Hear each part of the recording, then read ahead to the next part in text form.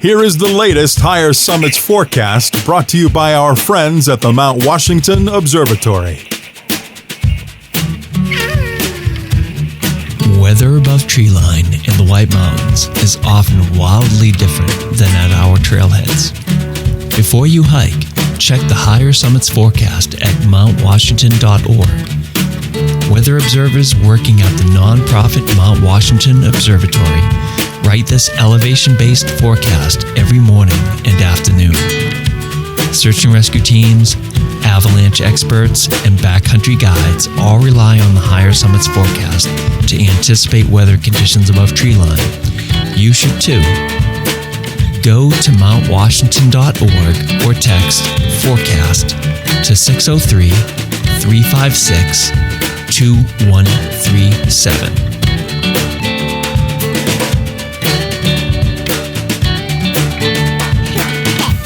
Hello, listeners. Nick here with your forecast for the weekend of January 24th, 2026.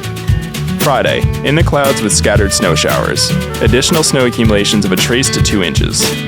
High around 10 below early, then falling to around 15 below. Wind west at 45 to 60 miles per hour with gusts up to 70 miles per hour, increasing to 55 to 75 miles per hour with gusts up to 90 miles per hour. Wind chill 40 below to 50 below, falling to 50 below to 60 below. Friday night. In the clouds with a slight chance of snow showers early. Additional snow accumulations of a trace to an inch. Low upper 20s below. Wind west shifting northwest at 60 to 80 miles per hour with gusts up to 90 miles per hour, increasing to 80 to 100 miles per hour with gusts up to 110 miles per hour. Wind chill falling to 75 below to 85 below. And Saturday. In the clouds trending mostly in the clouds under partly sunny skies. High upper 20s below early, rising to lower 20s below. Wind northwest at 75 to 95 miles per hour with gusts up to 105 miles per hour, decreasing to 55 to 75 miles per hour with gusts up to 85 miles per hour. Wind chill 75 below to 85 below, rising to 60 below to 70 below. So some pretty gnarly cold moving in this weekend. Stay smart, stay safe, make good decisions, and have a good weekend.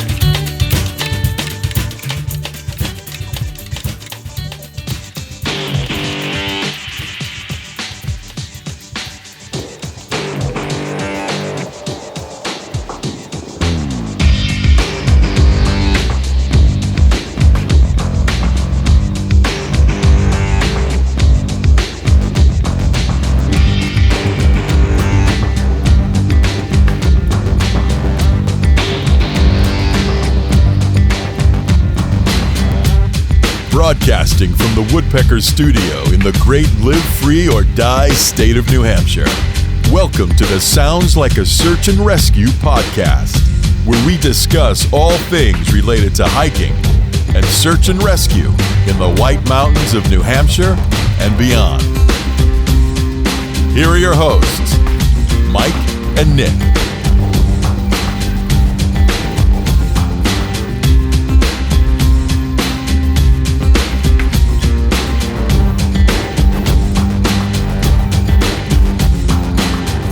.220 and the cold is coming in.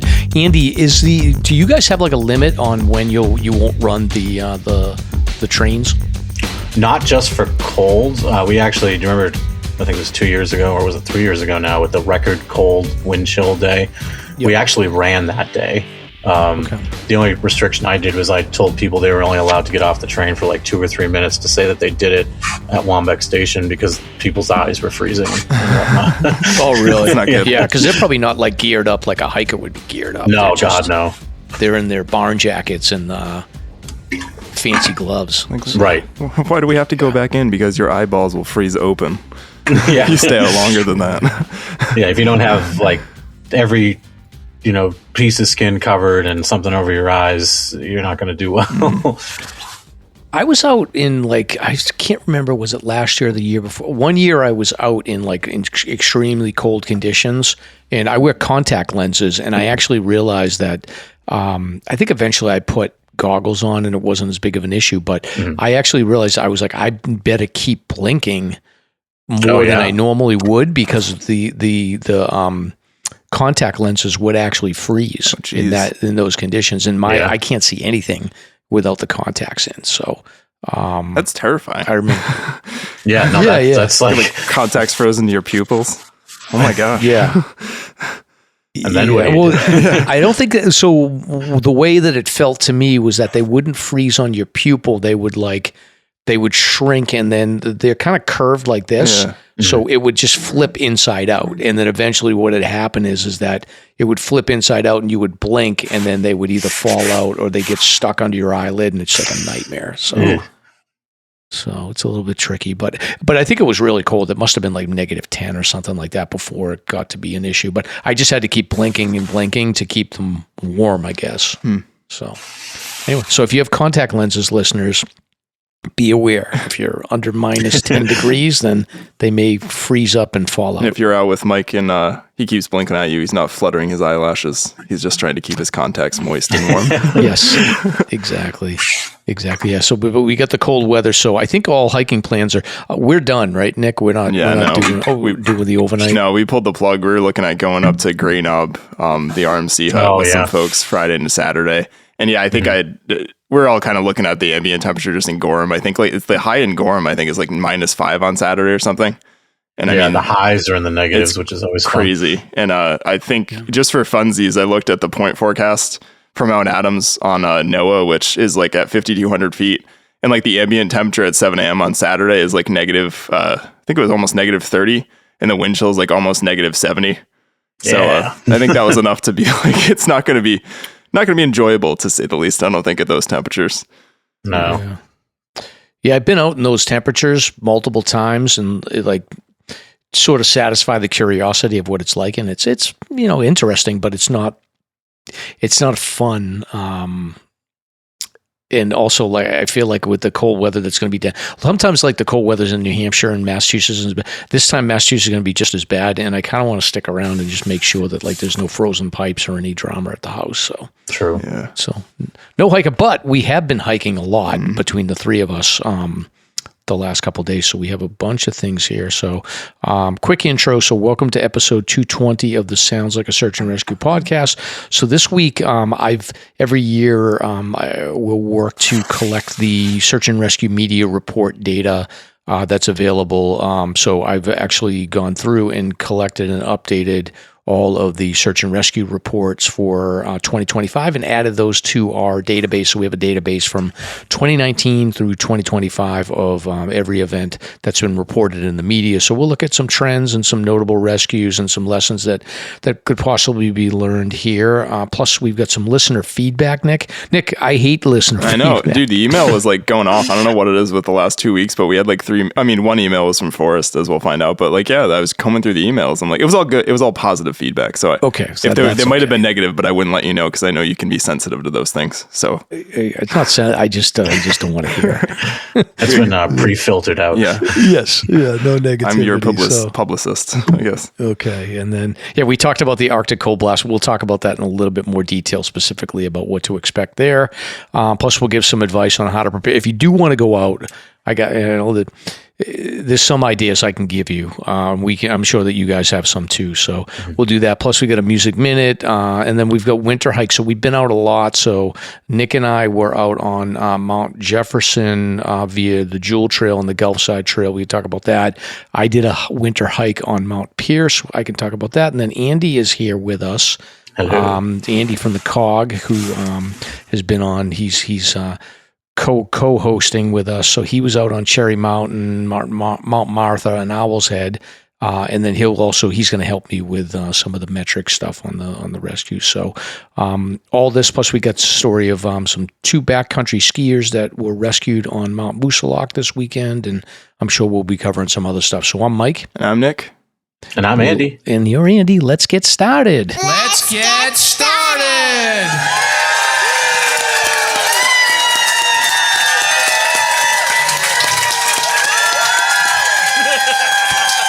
Excellent. So let's move into our friend Christina for Wild Raven Endurance Coaching, and we'll let her do her pitch to get you in shape, and then we'll come out the other side. I think we could do 3 beta loops. We got this? Yeah, doodaloop.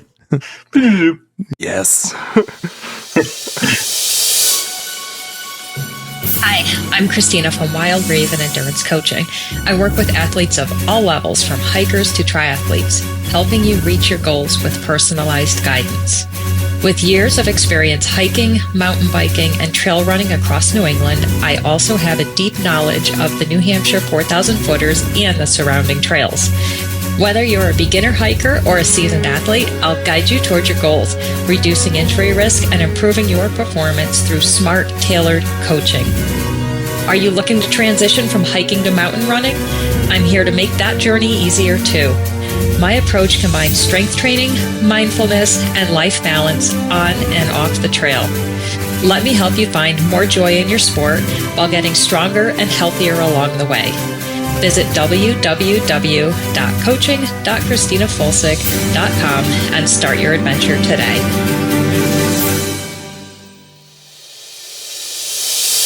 I need Christina to get me in shape. I got to call her because I'm getting fat again. Since I've been sick, now that I'm coming out of it, I'll be all right. But while I was sick, I feel like I'm in terrible shape now. Yeah, but you probably lost some weight though. I did actually. Yeah, that is nice. So, but then when you come out of it, you'll like be starved. Once you feel better, you'll be starving. So, yeah, that's starting to kick in. Yeah, but you're a vegetarian, right? Even worse, I'm a vegan. You're a vegan. So yeah, I feel like you can probably cut down your calories pretty well, right? Oh yeah, like the weird thing about how my weight fluctuates is if I want to cut, I can drop 10 pounds in a week. If I want to gain, same thing. So I can lose it quick, I can gain it quick. Just it's how I've always been, it seems. What do you eat as a vegan to like gain weight? What are some of the things that you eat? I increase my carbs and my protein. Carbs kind of go through the roof, and protein needs to be high as well. So usually for protein, I'm eating rice, beans, peanut butter, nuts, soy, pea protein. Like I'm trying to make sure I get at least 200 grams of protein a day. Okay. And then I'm kind of a carb whore, so that helps as well. Can you eat like salty snacks and stuff? I can. It's not my thing. Like I actually just when I got back from the hike, I ate like 3 mini bags of chips, which is not typical for me, but I was craving salt, I guess. So I don't typically go big on the salty stuff. My blood pressure skews moderately high, so I try not to go salt crazy. But my big thing is like peanut butter. I can eat like a jar of peanut butter a week, no problem. Oh yeah, I love peanut butter. Now, how long have you been a vegan? Oh gosh, almost 23 years. About 23 years now. Wow. Nick, have you ever like gone through periods where you like just thought about being a vegetarian or a vegan? No. I mean, I think there's definitely things that I've learned with like where it works for you dieting. I definitely one of those people where I've gone up and down more like I think in high school and college as a lot of people do. I kind of have to just weigh myself weekly and kind of check in. So I'll kind of pay attention to that stuff. But now I think too, to be honest, I mean, I am conscious a little bit of how much probably beef and things like that we eat. We eat way more chicken than anything else, so I feel good about that in terms of how much greenhouse gas chickens produce as opposed to other things. But honestly, like I gotta say, like me and like Ash just don't. I mean, not like we never eat beef, but like if I go out to a restaurant or something, usually I'm getting chicken or fish, or like if salmon or something like that, as opposed to like a steak. Like that's just kind of what I prefer, my palate. Yeah.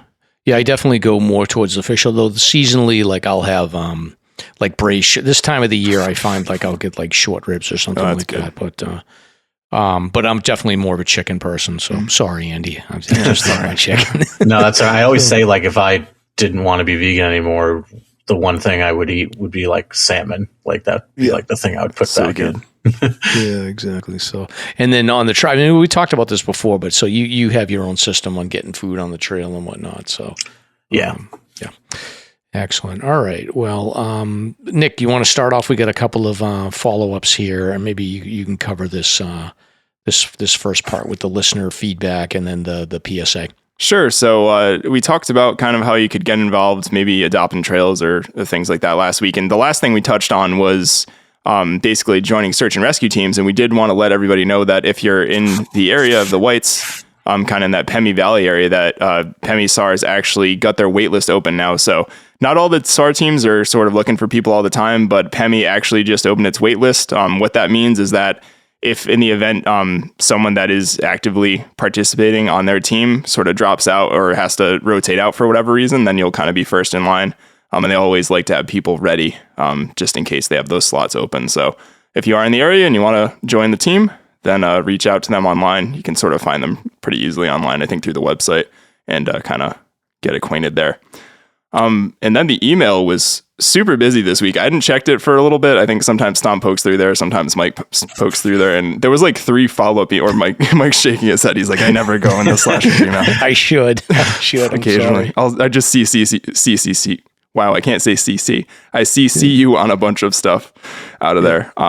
But we had some nice follow-ups. So the first one we had was from our listener Matt M, who I met at Wachusett on Father's Day in 2024. So we talked about how there's a Wachusett team that does the All's 48 Peaks event, and they actually do Wachusett like twice to account for the elevation gain of a 4,000 footer.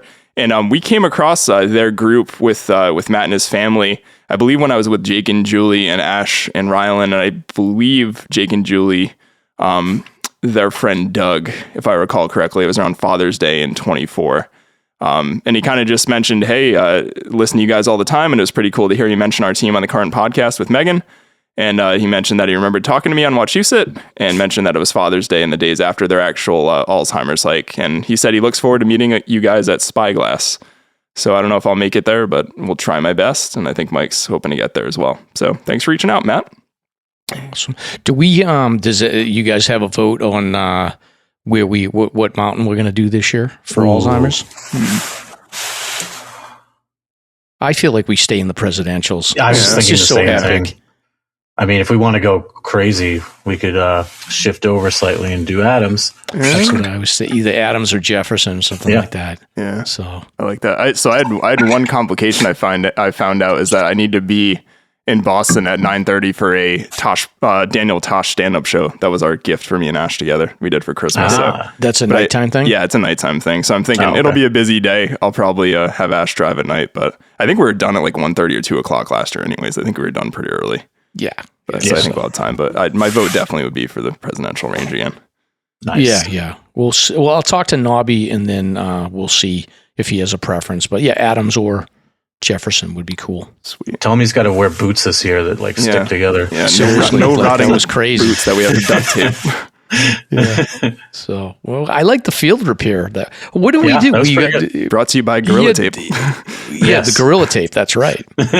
So that was crazy. It's crazy how many times I've seen that happen. That's like the 3rd or 4th time that I've seen somebody have boot issues falling apart on trail. So it's relatively common, I guess. Yeah, it's happened to me. It's not pleasant at all. Did you just push like your shoes too far, or? It was like years ago, and I was bushwhacking in Burt Ravine, and I had these crappy boots that were at the end of their life, and that did them in, and I just basically limped them out, and my feet, well, the one foot that in question was pretty beat up after that. Ouch. Yeah. Do you, in Burt Ravine, so for listeners, Burt Ravine is the ravine between the Jewel Trail and the Cog. Mm-hmm. So Andy's probably like the ghost of Burt Ravine. Has been in there a bunch of times. But is there a place where you can top out in between Jewel and Cog, or do you typically just come back up towards where the Cog is? So I usually go down, and I've only done it because I try not to, obviously bushwhack in the alpine zone. So I've done it in sketchy ways where I do it in shoulder season. So there's still snow that I can hop mostly to get over from the Cog to the top of the ravine. Mm-hmm. And then I just start sending it down and crashing through Krumholtz until I get to a line. And I used to be able to follow the old avalanche scar pretty easily, but it's pretty grown in now. It's been a couple of years since I've been in there, but from the looks of it, it looks a lot harder now. And nobody goes in there except for you, probably. Yeah, I've never seen sign of people in there other than like maybe in the winters, some skiers try it out. Yeah, and there's no old camps or anything in there? No, nothing in there. It's although it is beautiful because the way that avalanche could have opened it up in there, there's a bunch of waterfalls and the terrain changed, and then the landslide from the flood in 2017 did a number down there. So when you're down there, there's just landslide scars and, old avalanche damage and trees strewn everywhere and waterfalls. It's like a whole other world, and you just know no one's around, and it's very serene. That's cool. Yeah, I bet you that doesn't get traveled at all. So yeah, very seldom. Oh, all right. So, sorry, I don't know how we got off track here. No, I love hearing about your side adventures, Andy. Very interesting. Yeah, I'm like, wacky stuff. Like, just jumping down Burt Ravine. No big deal. I used to always call it with my buddy. One time I did it with a buddy who works here. His name is Eli, and we called it bouncing down into Burt's Ravine. Bouncing Burt's. Well, and I think the thing about Burt Ravine or Burt's Ravine, it's, you think of like, the Jewel Trail and the Cog are right next to each other, but like they're not. Like that ravine is, I don't know, like a half a mile. Like, so when you top out of the Jewel Trail, it's a half a mile to reconnect with the track. So Burt Ravine's got to be at least that distance wide. So it's a lot bigger. So you just, from that perspective, I think people just look at a map and think like Jewel and the Cog are right next to each other because they're close, but it's a big distance. Well, it's funny. Like even I was looking at pictures from this weekend, kind of trying to look where you swing over to the ridge to go, which I'm guessing is called, like, I don't know if the ridge that Jewel goes up is just called like Jewel Ridge or whatever, because you can see caps across when you're going up. But it is kind of interesting how that ravine almost like starts at where the base of the Cog is, and it kind of comes up. Like it's not immediately all the way down to the base of Mount Washington. Like you almost don't even notice you're actually kind of going across it. Then all of a sudden it's like there when you pop out on Jewel. It's kind of cool. Right. If you basically follow like that bridge, the wooden bridge that goes over Clay Brook on the early part of Jewel, if you were to get off the bridge and just basically follow that water like up, that drainage. That drainage would take you right into the ravine pretty much. Cool. Well, continuing with our fan mail that we have here. Anyways, our listener Mel M had reached out in a callback to episode 217. So she said, "Hey y'all, I'm listening to episode 217. I love that Mike learned the difference between the lynx and the bobcat." Laughing emoji. "I've seen many bobcats down here in the Hudson Valley region of New York where I live. I was up in New Hampshire hiking in November of 25, and I am almost certain I saw a Canadian lynx near the summit of the Horn." Then in parentheses, she put Cabot. So I'm assuming she means just the Horn by Cabot and not anywhere else. She said she was alone, but it was ways up ahead of her. And she noticed an all gray animal with some black fur. And the lynx, or the animal he or she, was quick and bounded away before I could get my phone out or turn the camera on. Pretty cool. They're definitely in New Hampshire, but they seem to be pretty elusive creatures. And I think, we kind of all agree with that. It does seem if you were more, they're more likely to be seen up in sort of that northern end in Coos County for sure. But I know like Cannon, I think we mentioned the episode, you can look on their ski brochure. They mentioned that they have Canada lynx territory up there. I believe there's some in Waterville Valley that I just know about from when we kind of going over the Waterville Valley expansion that was proposed. There's potential territory there. So I'm not sure if that necessarily means that there were lynx spotted there, or they just historically they live at that elevation in that type of forest. But pretty neat. Very cool if you saw one. And I go to imagine they must be incredibly fast. And if there's snow whatsoever, they must blend in really well into the brush and the snow. Yeah, they camouflage super well. I've never seen one in New Hampshire, only in Maine. I know that they are around, but super, super elusive. Seen a lot of bobcats, but only 2 lynx in my days. Yeah, I've seen bobcat before as well, and then I always thought that the lynx and bobcat were just the same thing. But I'll look for the gray ones, Nick, and Mel. We'll have to keep our eyes peeled out there.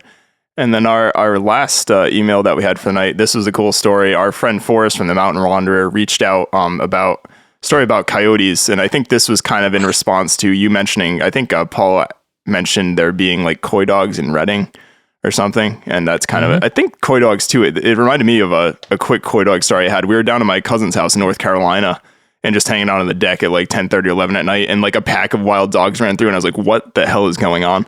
And she's like, oh, that's just the coy dogs that run around. I'm like, what? Like, tell me more about this pack of wild dogs that runs around the neighborhood at 11 o'clock, like barking. I don't really have those, I guess, in where I live. But yeah, here we go. You don't never hear those stories? Like, you can't go on a Facebook group in one of these town Facebook groups in the North Shore without somebody like saying like, oh, I saw a coyote or a coy dog, and everybody gets in a panic because they all have little foo-foo dogs. Right. Yeah. Not so much coyotes. I mean, I've gone out even when we first moved here, and when I was not working remotely, I'd go out running in the morning. And one time I put on my headlamp and there was like 5 coyote eyes just like looking back at me in the driveway. And it's kind of sketchy because they're like spread out around you almost. And you're kind of like, are these things going to like try to hunt me, or that they ran off in the woods? But it's kind of creepy. How many, like, I'm trying to think here, like, what I would do. How many coyotes do you think you could fight off before they took you down? I feel like I could take on at least 4 or 5. I was going to say 4 or 5. They're small. They're not big. No, but once you start getting multiple attacks from different angles, that's where it's going to start to be hard. Like, I feel like I could fight one bear easier than I could fight a pack of coyotes. I don't know. Coyotes are small. Like you could hit them with a rock and then sticks, but the bear is just going to walk right through the rocks and the sticks. So True. Maybe you're bigger. You're a big guy. Like, you might have a little bit more luck. So I think me and Nick I'll take the coyote. So yeah, I don't know. I always have this thing like, maybe it was because I was bit by a dog. Like, I love dogs. I got no problem, not shy around dogs, but I've had like a dog attack when I was young. So maybe that causes me to shy away from the idea of a coyote pack attack more. Yeah, it's a little bit more terrifying. But, I think I could take on at least 3, but once it gets up to 4 or 5, then it might be difficult. But yeah, I would ninja kick those things. Yeah, I think that's because they're kind of low to the ground. So they are. Yeah, were they like I know 40-ish pounds probably each, something like that, 40, 50 something pounds. like that, yeah. Yeah, I think that sounds about right. Yeah. I see, because they're around where I run in the morning, and I do see every once in a while, like I'll see some lady with their little foo-foo dog, and it's kind of cool. They have these vests for the dogs. Have you seen these? And they have spikes all over the vest to protect the dog from getting attacked by the coyote. It almost looks like a 1980s punk vest or something like that. Yeah, it's go to pretty the rock cool. show. Yeah. Oh, they look like a or like a Mario Brothers character. Yes, that's exactly right. Spiky guys. That's awesome. Yes. That's awesome. Yeah, so I guess you have to, for the really small dogs, we have a lot of red-tailed hawks and other like predators that will fly in and pick those little chihuahuas up. So get your spike vest. That's like a friend of a friend story I have, where they had a little dog and like a red-tailed hawk like just like taloned it like in the face while I was out in the yard trying to take it. It was like a little Shih Tzu or something like that. The poor thing. But anyways, here's the story from Forrest. So thank you, Forrest, for reaching out and giving us feedback. We appreciate it. I used to live in Stoneham, one town south of Reading, and at the edge of Middlesex Fells, where we volunteered and hiked often, and we had coyotes and probably mixed breed dogs and such too. I'd see them cruising the sidewalk on trash night when I'd come home late from work, but we had a couple close encounters too. One time, Caroline and I were exploring off-trail looking for a feature named the Bear's Den that we found on a much older map of the area. We found it was inhabited by coyotes, not bears. Scat everywhere outside the den and everything. And another time I was out for sunset over the big pond there by myself, and as I was getting ready to walk back home, a pack of coyotes came up the hill about 20 to 30 feet away from me. In the dark at first, I thought it was deer by the sound of their footsteps / size, but once I turned my headlamp toward them, it was 4 or 5 coyotes staring back at me. And one caveat I want to mention here too is coyotes must basically they have those reflective eyes they can see at night. So like even when I was talking earlier, like it's kind of creepy when you see your headlamp, you just see the pairs of eyes glaring back at you, which is kind of terrifying. Yeah. They were unfazed by me making a racket and kind of almost followed / escorted me for a short distance. I am not worried about coyotes, but in a pack mentality and after dark, I was a little unnerved by the fact that they wouldn't scare off and were just watching me. I agree, Forrest. That's really terrifying. Yeah. Maybe my bright LED headlamp was blinding them. Anyway, I thought I would share. We spent a lot of time in those woods before we moved up here.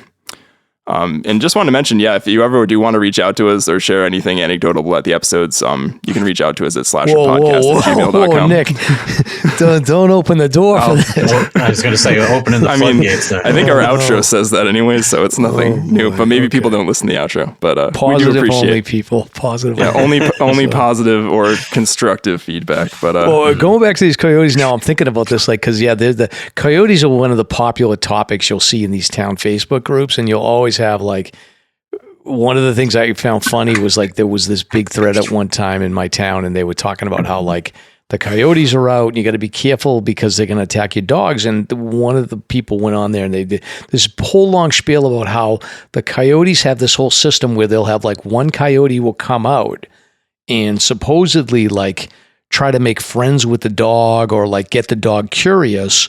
And the idea is that if the dog, and a lot of these people don't put leashes on their dogs. So the idea is that the coyote looks like sort of like a dog. So the dog goes over and starts hanging with the coyote, and then the coyote will lure it back over to its pack, and then they'll all attack. And I'm like, there's no way these freaking things are that smart. I just don't think so. But it's Karen funny. from the Facebook group said they were. It's funny you mentioned that. I'm like, I've definitely heard that from people before that they'll do that. But I do think of it's weird, like comparing it to a human, you're just like, oh, that guy Bob over there in the corner, he looks like kind of like a friendly guy, but he's really weird. Like, let me go with it. I don't know. It's an interesting concept. Yeah, I don't know if they're that smart. They are pack hunters, but it seems like maybe a stretch that they can do that. Right. So cool. I think 3 or 4, you can fight them. More than 5 and then run, I'd say. Anyway, but all right. So that's good stuff, listeners. Thank you for the feedback and good stuff, Forrest. That's my neck of the woods. I'm a North Reading guy, so I never really made it over the Middlesex Fells, but I've seen coyotes in our area for sure. All right. So next up, we talked about this a little bit, but so this cold snap that's coming in, Andy, I feel like you got to be in tune to the weather every day. What are we expecting in this?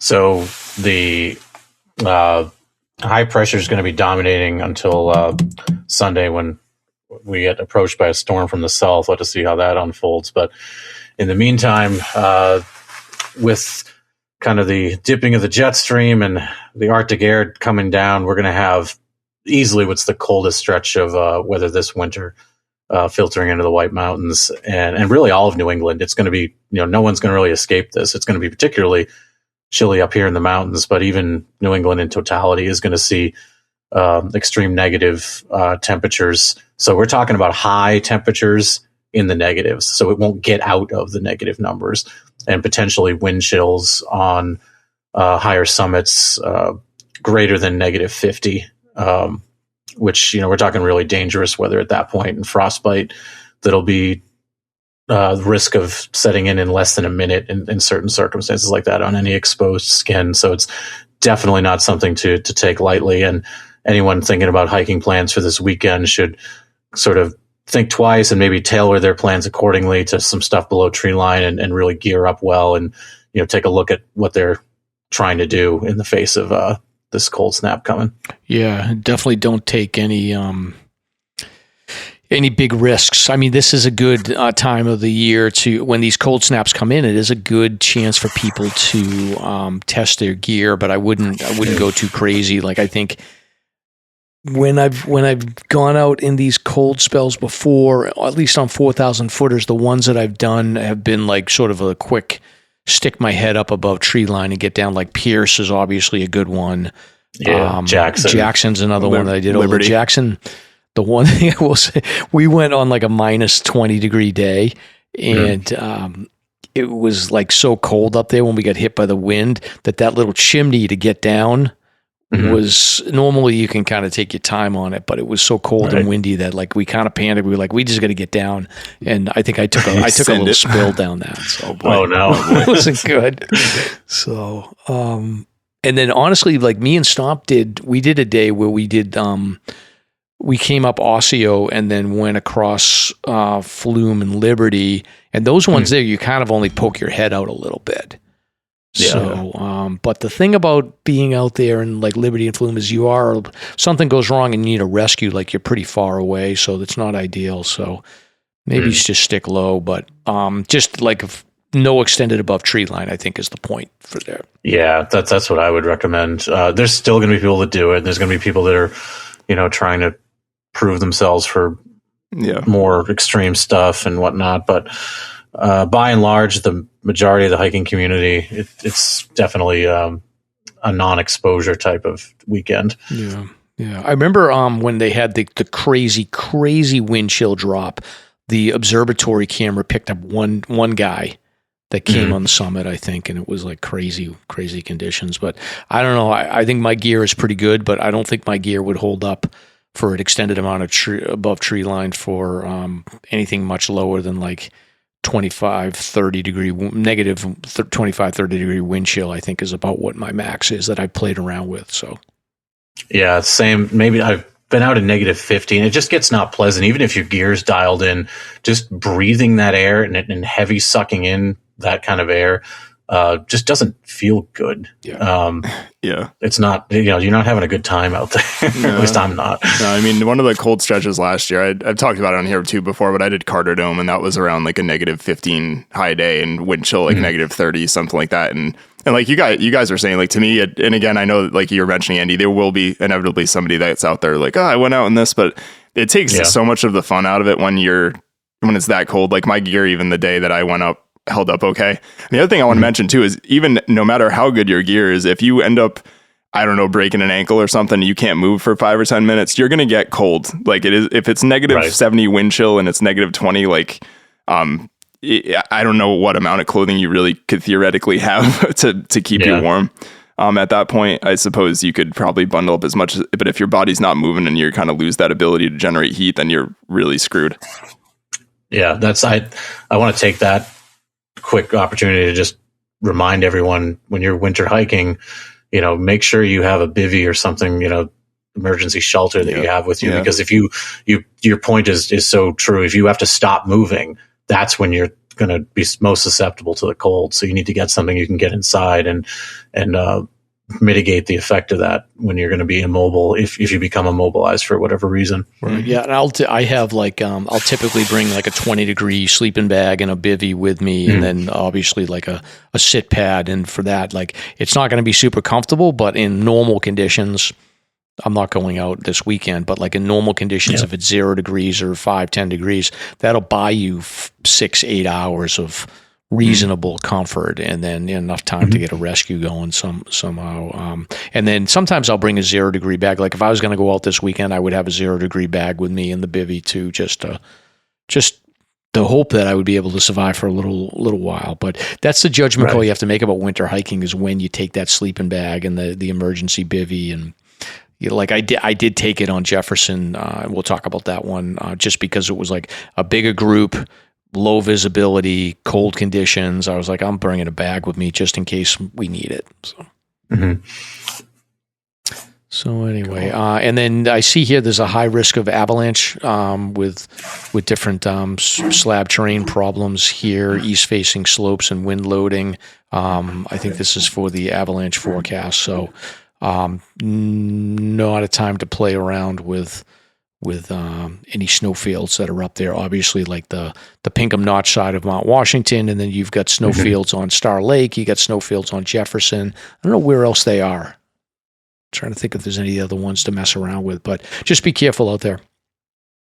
Yeah, they're calling level 3 considerable avalanche damage for elevations above 3,000 feet on pretty much on the east side, east slopes, and anything where there's wind drifting, which is pretty much everywhere over there. So definitely be aware. It's another reason maybe not to be above tree line, at least on that side this weekend. Now, Andy, is that just because of the wind drifting occurring and not even because of the new snow that they might get Sunday, Monday? Yeah, this bulletin right now is primarily based on wind slabs, wind loaded, wind drifted snow. So, and then, there is a weak layer in there, or potential for a weak layer in there where stuff can break off. But the majority of the warnings right now are coming because of the wind slabs. Gotcha. Okay. All right. Time to break out your wallet, Nick. Andy, you're okay. But Nick, are you feeling you get a little extra money kicking around? I'd say with 2 kids that I'm hoping to send to college, probably not. So. I know you've been Andy. Nick has been asking about 529 plans in the chat group. So he's picking some brains. Yeah. There you go. But anyway, so the reason I asked this is that there's a proposal at the New Hampshire State Legislature that they would look to increase tolls for people that pay cash, and then also out of state travelers. Now, by out of state, that means that anybody that's not using a New Hampshire EZPass. So I'm pretty sure I have a New Hampshire. I had a Massachusetts and a New Hampshire. I think I took my wife's New Hampshire one. But so essentially, if you have a New Hampshire EZPass, then you won't be subject to this increase. But there is a state senator named David Waters who is proposing a bill that could raise up to $60 million for the turnpike system. What he's saying is what we're doing is asking out-of-staters to pay for our roads. So anybody with a New Hampshire EZPass would not have to pay more, at least for now. They would continue to receive a 30% discount on the tolls, and drivers do not need to be a resident of the Granite State to get their own New Hampshire EZPass. And they said about 85% of drivers in New Hampshire have an EZPass. So the proposal would increase the toll on I-95 in Hampton, which is right by my my home, from $2 to $4, and then the Bedford and Hooksett tolls would go up from $1 to $2, and then Dover and Somerset tolls on the Spalding Turnpike would rise from 75 cents to $1.50. And that's it. I guess they were considering a $1 increase at major toll plazas to fund a $400 million shortfall in a 10-year plan, but Governor Kelly Ayotte said she was opposed to a toll hike. So we will see. The last time they did a toll increase was in 2007. So people have been, it's been pretty reasonable in New Hampshire. I feel like, given the fact that they have the best rest area in the country on 93, that people should pay a little bit more for that. I was going to say, when you put it in consideration, like I went hiking with Rylan and my buddy Wilkie down in Jamestown and Newport the other week, and I think it's like $4 to go across the Newport Bridge each way. And Rhode Island, I'll just say, has its problems with bridges lately and its interstate system. But yeah, when you consider a charge like that, like $2 isn't too bad. Yeah. No, I actually, when I saw this topic get added to the format, I misread it as toll hikes, like charging tolls to hike. No. And I'm like, well, there we go. So as soon as I read the headline, that's what I was thinking too. I was like, wait a second, that's not cool. I don't like that. Right. That was a whole different vibe. So. And people that, like, obviously no one wants to pay more, and I certainly don't want to pay more, but like, people just need to take East Coast road trips. Like, I've been, I got family down in Florida, and I try to fly, but like, we do drive down every couple of years. And I can tell you, like, going over the George Washington Bridge in New York is like, I think it's like $10 or something like that. And then the tolls in New Jersey and, in Virginia or like in Maryland and Delaware are crazy. And then Delaware, I got a speeding ticket in Delaware when I got home. They got me on camera going like 70 and a 55, and they just sent a ticket. And essentially, you're sort of stuck. They'll say, like, either your license gets suspended in Delaware if you don't pay it, or you can go down to court and fight them in Delaware, or just pay whatever, the $125. So I have to imagine they can just hit everybody on the camera. So there's a lot of states, and especially like the rest of the Northeast and the Mid-Atlantic, where it's not unusual to have $8 to $12 tolls to go through a state. Right. The big debate that always gets brought up with tolls, especially really high tolls like what you're talking about, is they're a flat tax. Like, they hit everyone regardless of their income or ability to pay. So a lot of people don't like them because of that, because they're not graduated like an income tax. It affects working people, commuting people adversely, disproportionately, people that drive the roads routinely. But we have it pretty easy up here compared to a lot of the other states in terms of the amounts that we're talking about. Right, exactly. So anyway, we'll keep an eye on it. But I mean, there's a saying about like taxes, but I can't remember exactly what it is. But you can't get away from them. So.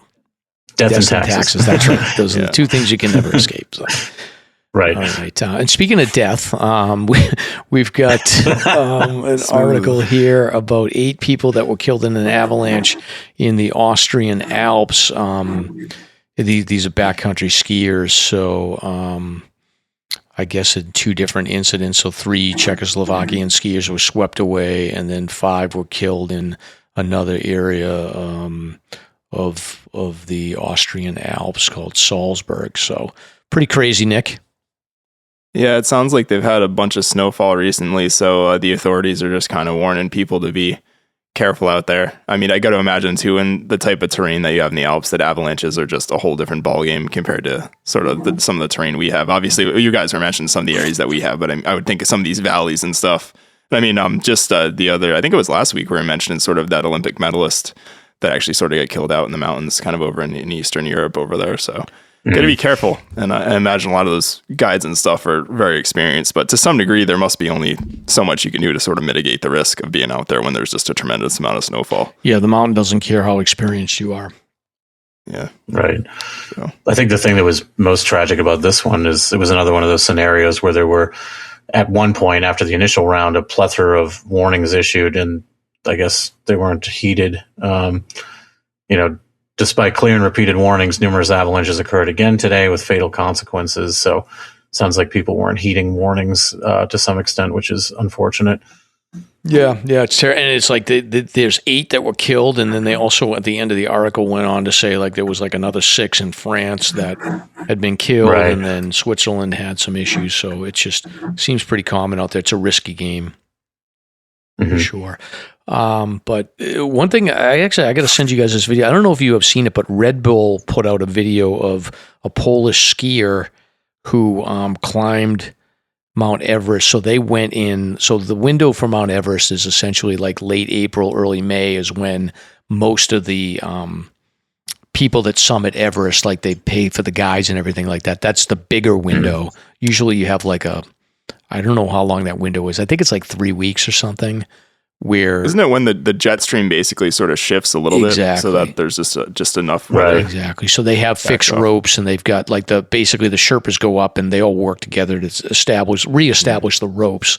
But there's another window in September and it's a shorter window, but it's like 2 weeks or whatever. So a lot of the extreme mountaineers will hit it in September, and Red Bull sponsored this skier from Poland, I think, and him and a Sherpa climbed to the summit of Everest, and then the brother, I think, was a support crew. He might have been on Camp 4, but they basically ran a drone, and the footage is, I don't know if you guys have seen it. I'll put the link in the show notes, but they've got drone footage of him, and he skis down from the summit, but it's not like you would see like a Warren Miller thing. It's like very slow going. He's basically just very slowly, especially going down over across like where the Hillary Step is. And essentially what he's doing is kind of going off to the edge. Because when they're climbing, the Sherpa and him, you can see their tracks, and it's on ridge lines. So he's sort of like going down from the ridge and then coming back up, getting enough speed where he can go down a little bit, but then turning back up to where the ridge line is, where the trails are, kind of going back and forth on it. But yeah, it shows him sort of going across Hillary Step and then down towards Camp 4. And that whole area was super slow going. And then to get through the Khumbu ice field was ridiculous. That was going to be my question: is how does that work? Yeah, like they had the brother was running a drone, and then they were directing him on, and he could kind of see where the tracks were when they came up. But once you get to the ice field, like forget it. It's game over for following tracks. So yeah, they had to make their way through there, which was interesting. But I'll send you guys the link. It's a pretty fascinating video. I think it's about 15-20 minutes of video. I don't know how long it took him to get down. Do you know if that's wild. Did he use the same pair of skis the entire time? Because I could imagine that must just annihilate your edges, like going over rock and ice. Like there was a lot of just him wasn't even skiing, just like kind of like I hope this doesn't let go. Exactly. So, I have time to think about it.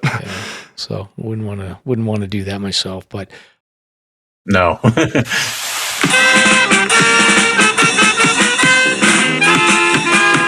Are you ready for Slasher's Beer Review?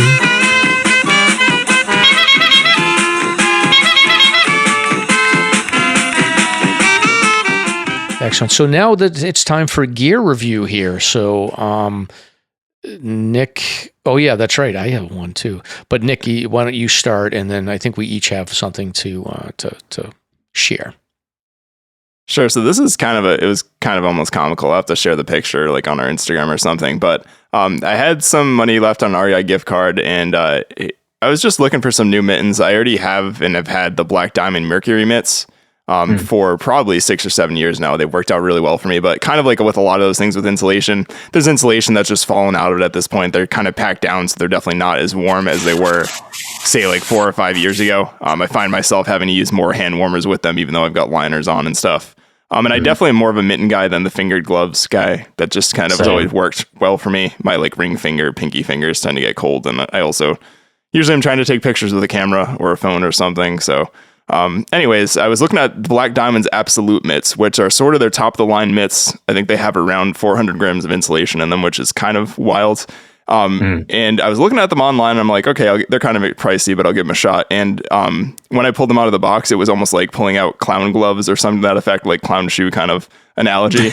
They are enormous. The picture, I think I sent it to maybe Mike and some of our buddies, but the mitts themselves literally go up almost to my elbow. Wow. And the thumb itself, like the thumb insulation is probably about as long as like, I don't know, like half of my face. Like it's just enormous. They have a crazy amount of insulation.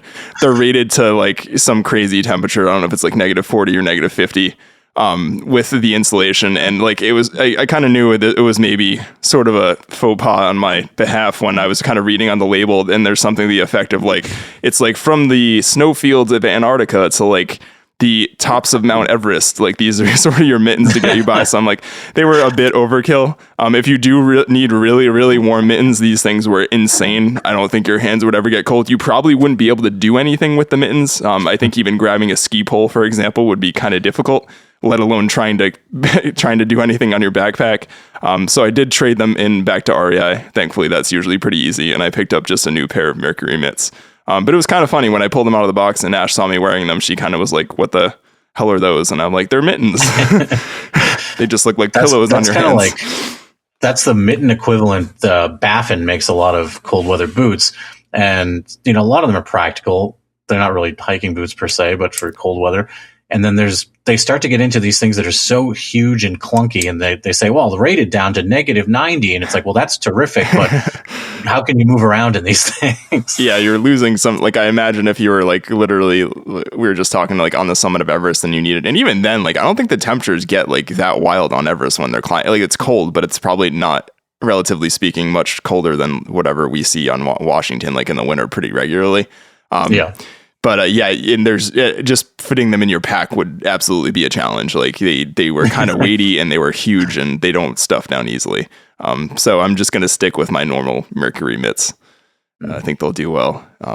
I think next we had this is something that reminded me because Mike put it on when we were hiking Jefferson. I thought this was a really cool piece of gear. I don't know if you want to talk about it. Yeah, I talked about this a little bit. I think I bought these. It's called the Face Glove, and I bought this at the the Boston Outdoor Expo last year, and I actually forgot about it. When I bought it, I stuck it in my goggles, and then I haven't really used my goggles in a long time, but I did have to use them on Saturday on Jefferson, and essentially what this is it's like, it's not a balaclava. It essentially covers your nose.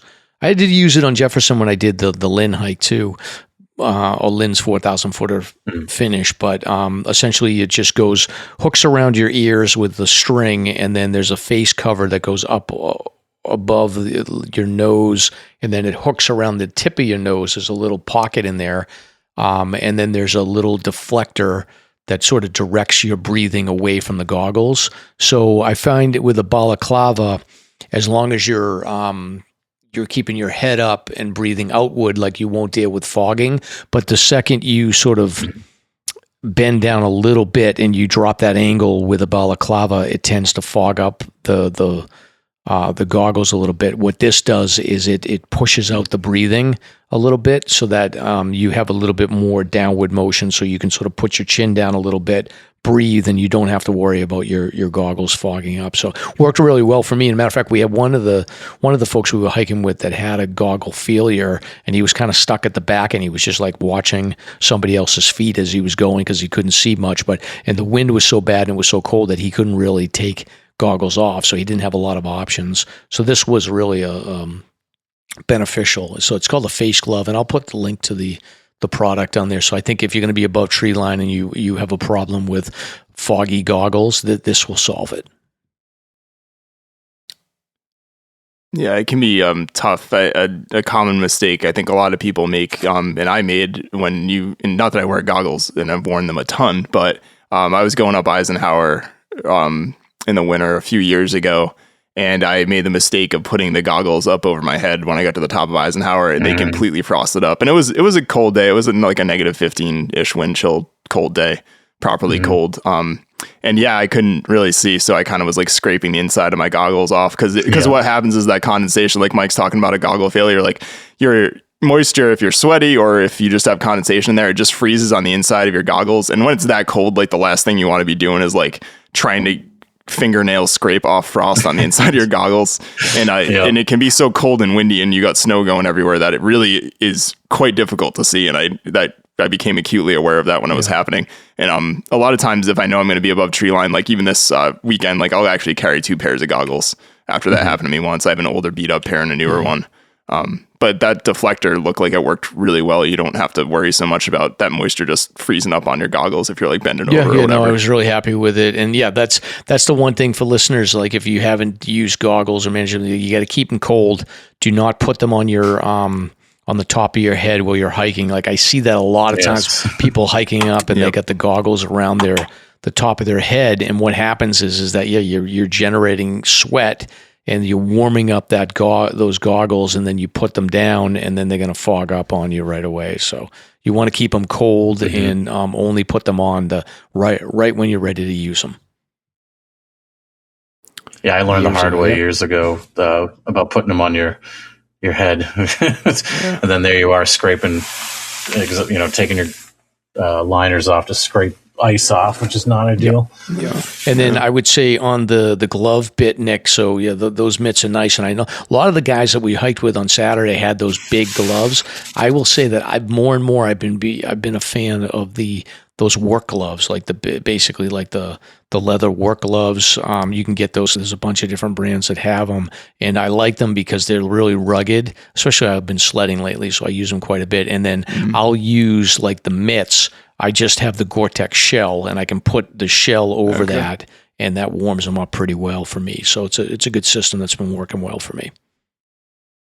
Yeah, I know we were kind of chatting, and I figured with the cold weather too, like what works for glove systems. How do you roll, Andy? I know you're kind of usually pretty warm inherently, but yeah, my extremities will get cold, so I got to watch my hands and feet. So for gloves in the winter, like today, for instance, I'm always doing a pretty good liner, like not the super thin like REI ones, but like a mid-weight liner and mittens. So I never have any problems when I'm doing both. And when I start my hike and I'm not trying to get too hot yet, I'll just wear the liners and then I'll add the mittens as the conditions kind of dictate.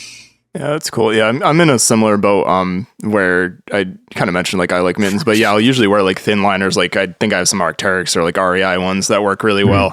And then this year I kind of started doing, I had sort of, I think they're just outdoor research, like maybe Gore-Tex, like fingered shells that I'll use kind of with the fingered gloves. And they're nice. They work over like a couple different pairs of gloves and even liners I have.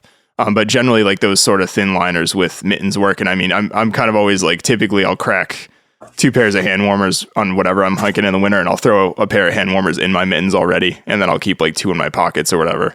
And usually 2 hand warmers and a mitten, even if my Black Diamond gloves that are 6 or 7 years old now, even with 2 hand warmers in there, like they're usually pretty good for moving. Yeah. Yeah.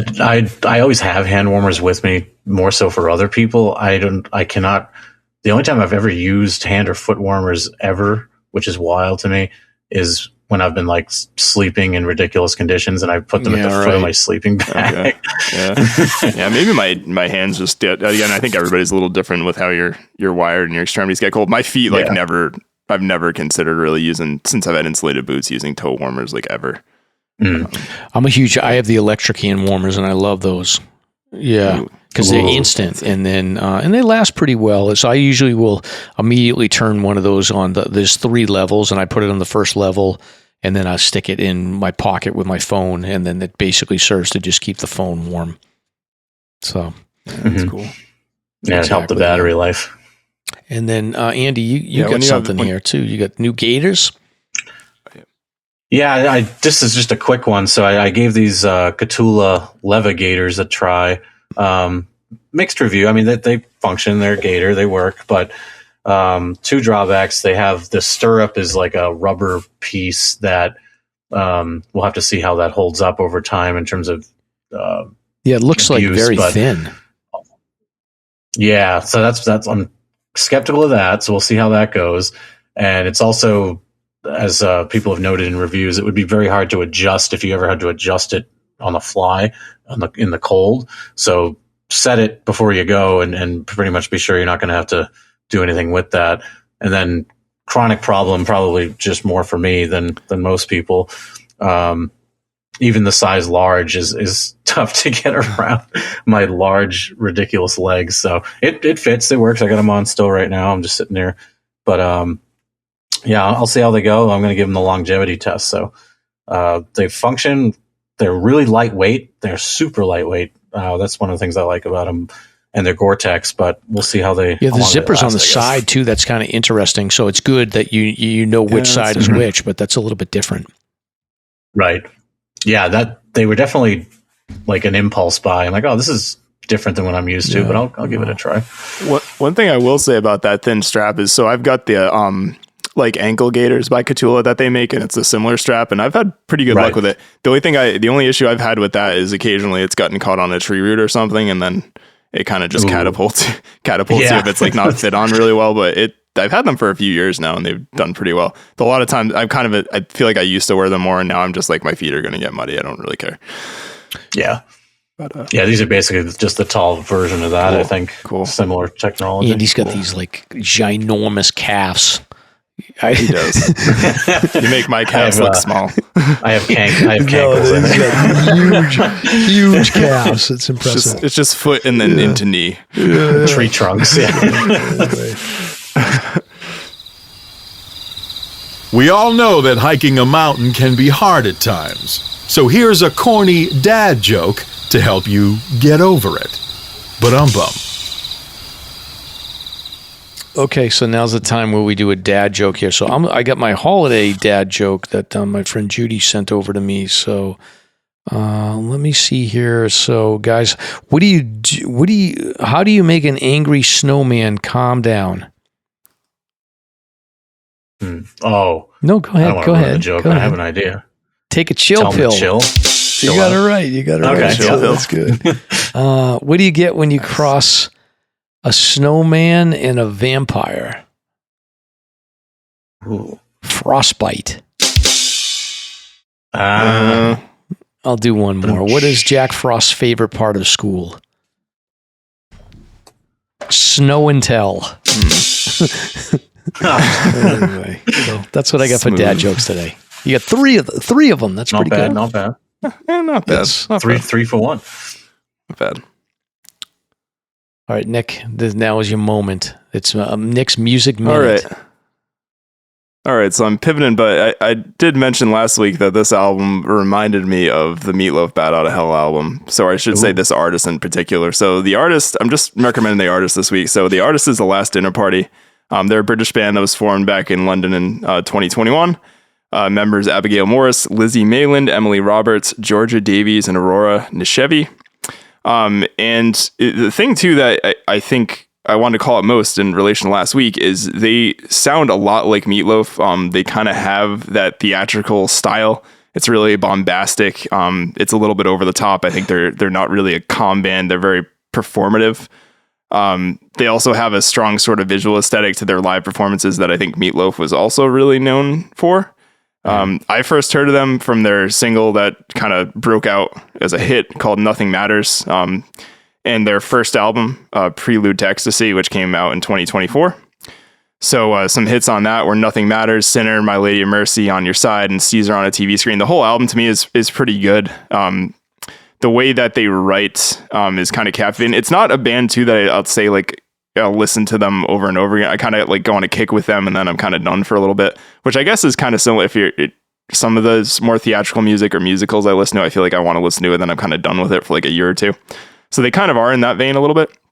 And then they just came out with an album called From the Pyre, out in 2025. So it's got a little bit different tone than the first album, but very similar writing. And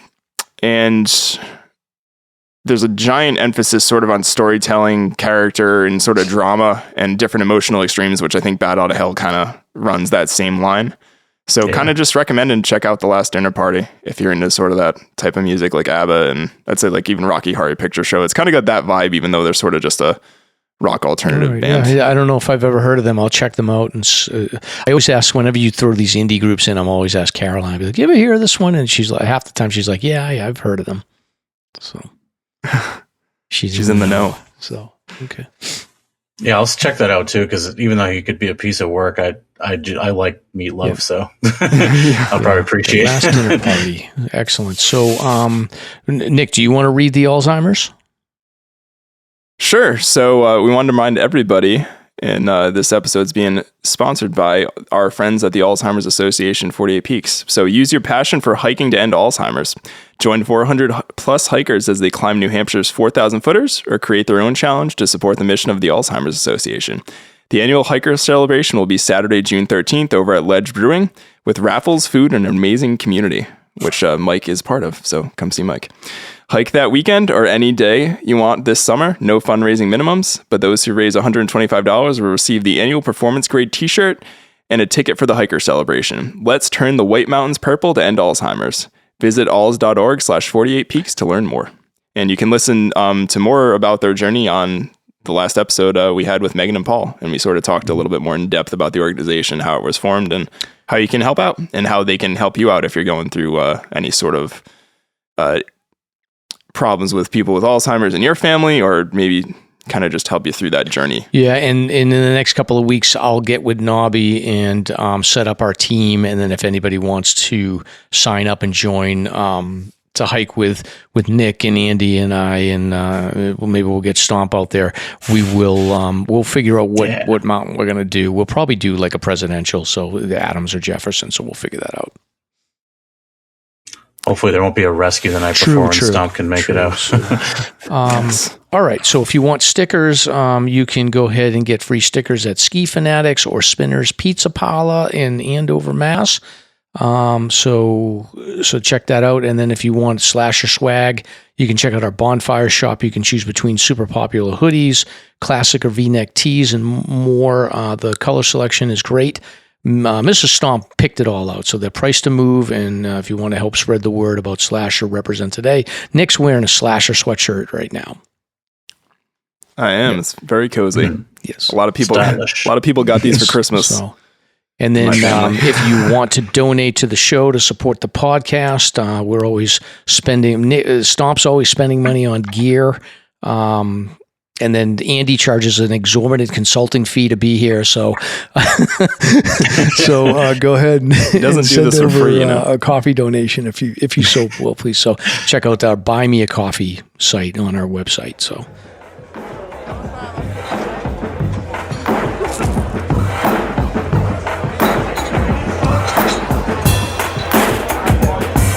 Hey, hold my beer. It's time to find out what Mike and Stomp are drinking on this week's Beer Talk.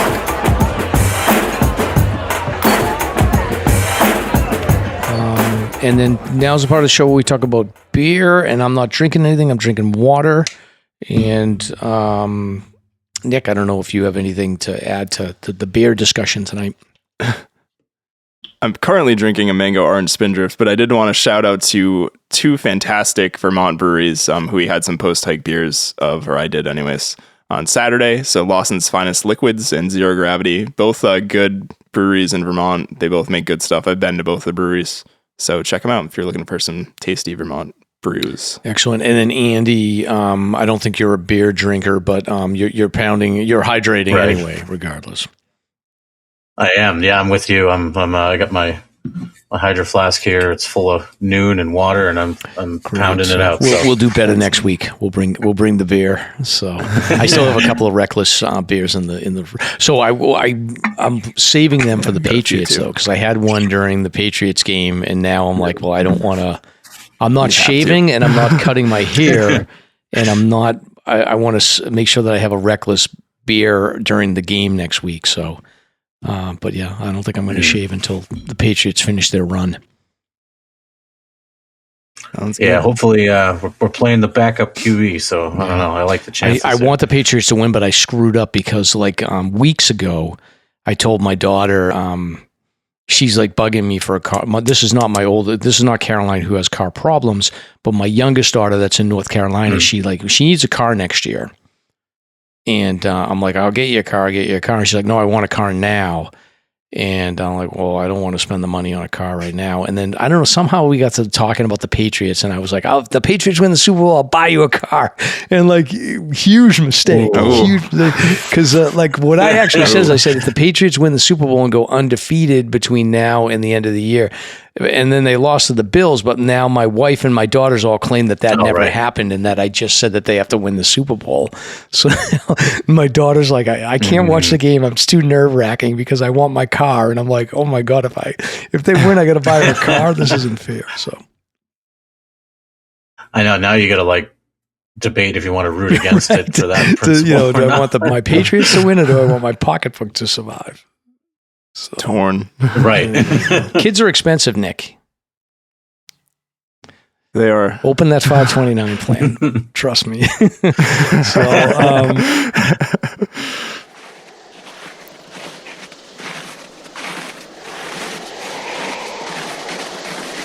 I knew we should have gone left back there. Stomp, don't worry. I know it's this way. I've got a feeling in my gut.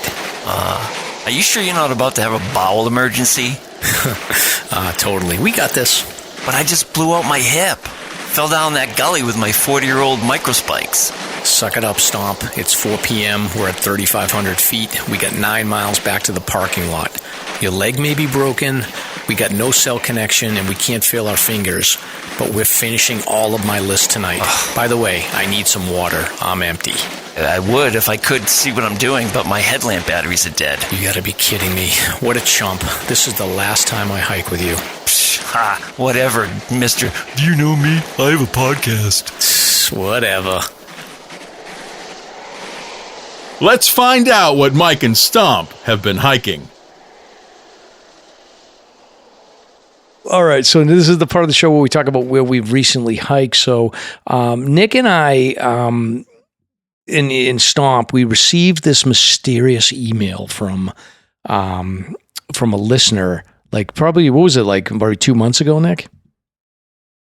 Yeah, it was a while ago. I feel like it was before Ethan was born, so it might have even been September. Yeah, it was a very nice invite. So there's a group of guys that get together. So a lot of them from Vermont, there's some from Massachusetts, and they hike a lot out in the Adirondacks. It's kind of funny. They were like, yeah, when you guys talk about the Adirondacks, it's Nick knows what he's talking about, but clearly me and Stomp don't have a clue. So try to hold it down. But the email was interesting, so it was an invite.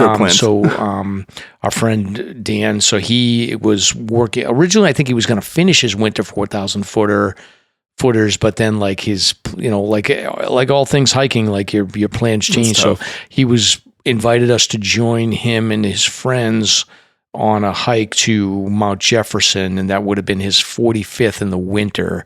And he's working on his winter 115. He's done a lot. So very experienced crew. There was one of the hikers was a member of search and rescue over in Vermont, and very experienced crew. So it was great to get to, and they were funny group of guys. Yeah, very funny guys. So we met them at the COG parking lot and parked down in the lower lot. Did our Andy? I do have to say I like the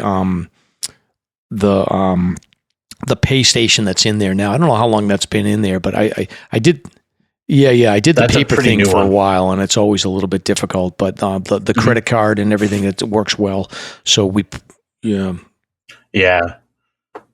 to invest in something that would allow people to use cards without having to come into the building if they didn't want to, or if it was an added inconvenience. So that's been just for this season. Yeah, it worked fine. Did it work okay? You got to wake it up, and then it woke up, and then it was easy to just input everything. I don't remember. I can never remember my So pro tip: if you're going to park in the COG, make sure that you park where your car is visible from the pay station. So if you forget your license plate number, you can enter it. So.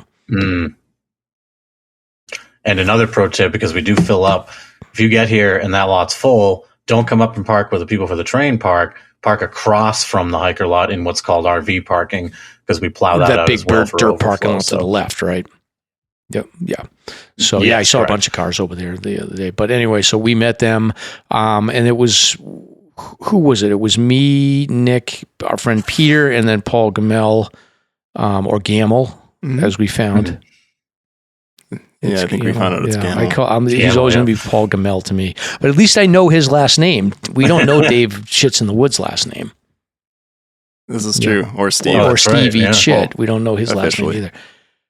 Yeah. But yeah, so there was 4 of us and then 6 of them. So we had a group of 10, which is always interesting. And then obviously like the weather forecast was not, it was questionable whether or not we were going to be able to make it all the way to Jefferson, given the visibility and the wind speed and the cold conditions. And add to that you've got 10 people and 2 groups that haven't hiked before and don't have a sense of what people's pace is and all that stuff. But very quickly, we sort of fell into a routine. I was sort of towards the front in the beginning, and then Nick, you guys were in the back, and I just got to know like the Dan and his crew, and they were like fantastic guys. A lot of hiking talk, and I find that when you meet new hikers, there's really never a challenge to just talk about stuff. So we were talking about different trails that we've been on and all kinds of fun stuff.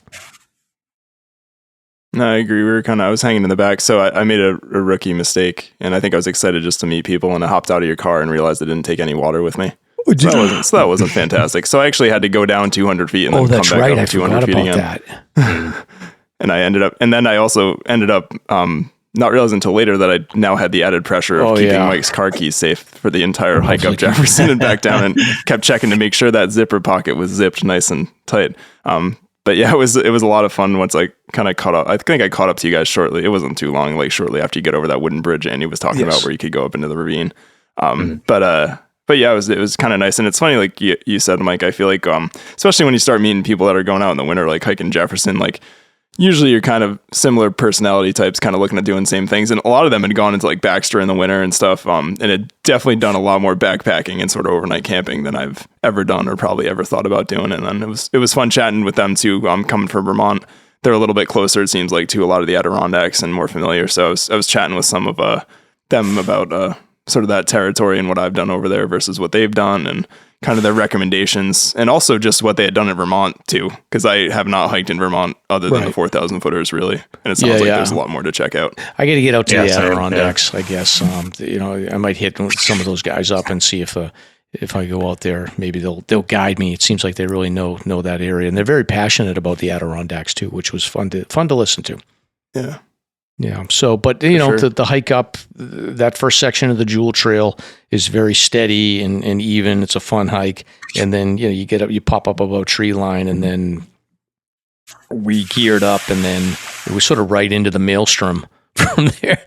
Like the Jewel Trail is just ridiculous. Like to navigate that thing, and then to get up to the Gulf side. I remember when I did it in last December, like we were able to cut off, like maybe at the 100 feet below, you could sort of cut that corner and get onto the ice and cut over, but like you didn't have any visibility whatsoever to see where Gulf side was until you were like 40 feet below it, and then we just cut off like a little section of it. But yeah, dealing with Jewel and going up that and navigating when you turn left and then back to the right, and it was just, the visibility was low, the wind was high, the cold conditions were a little chilly, and then add to that, you got 10 people, you got to make sure you're keeping an eye on everyone's together.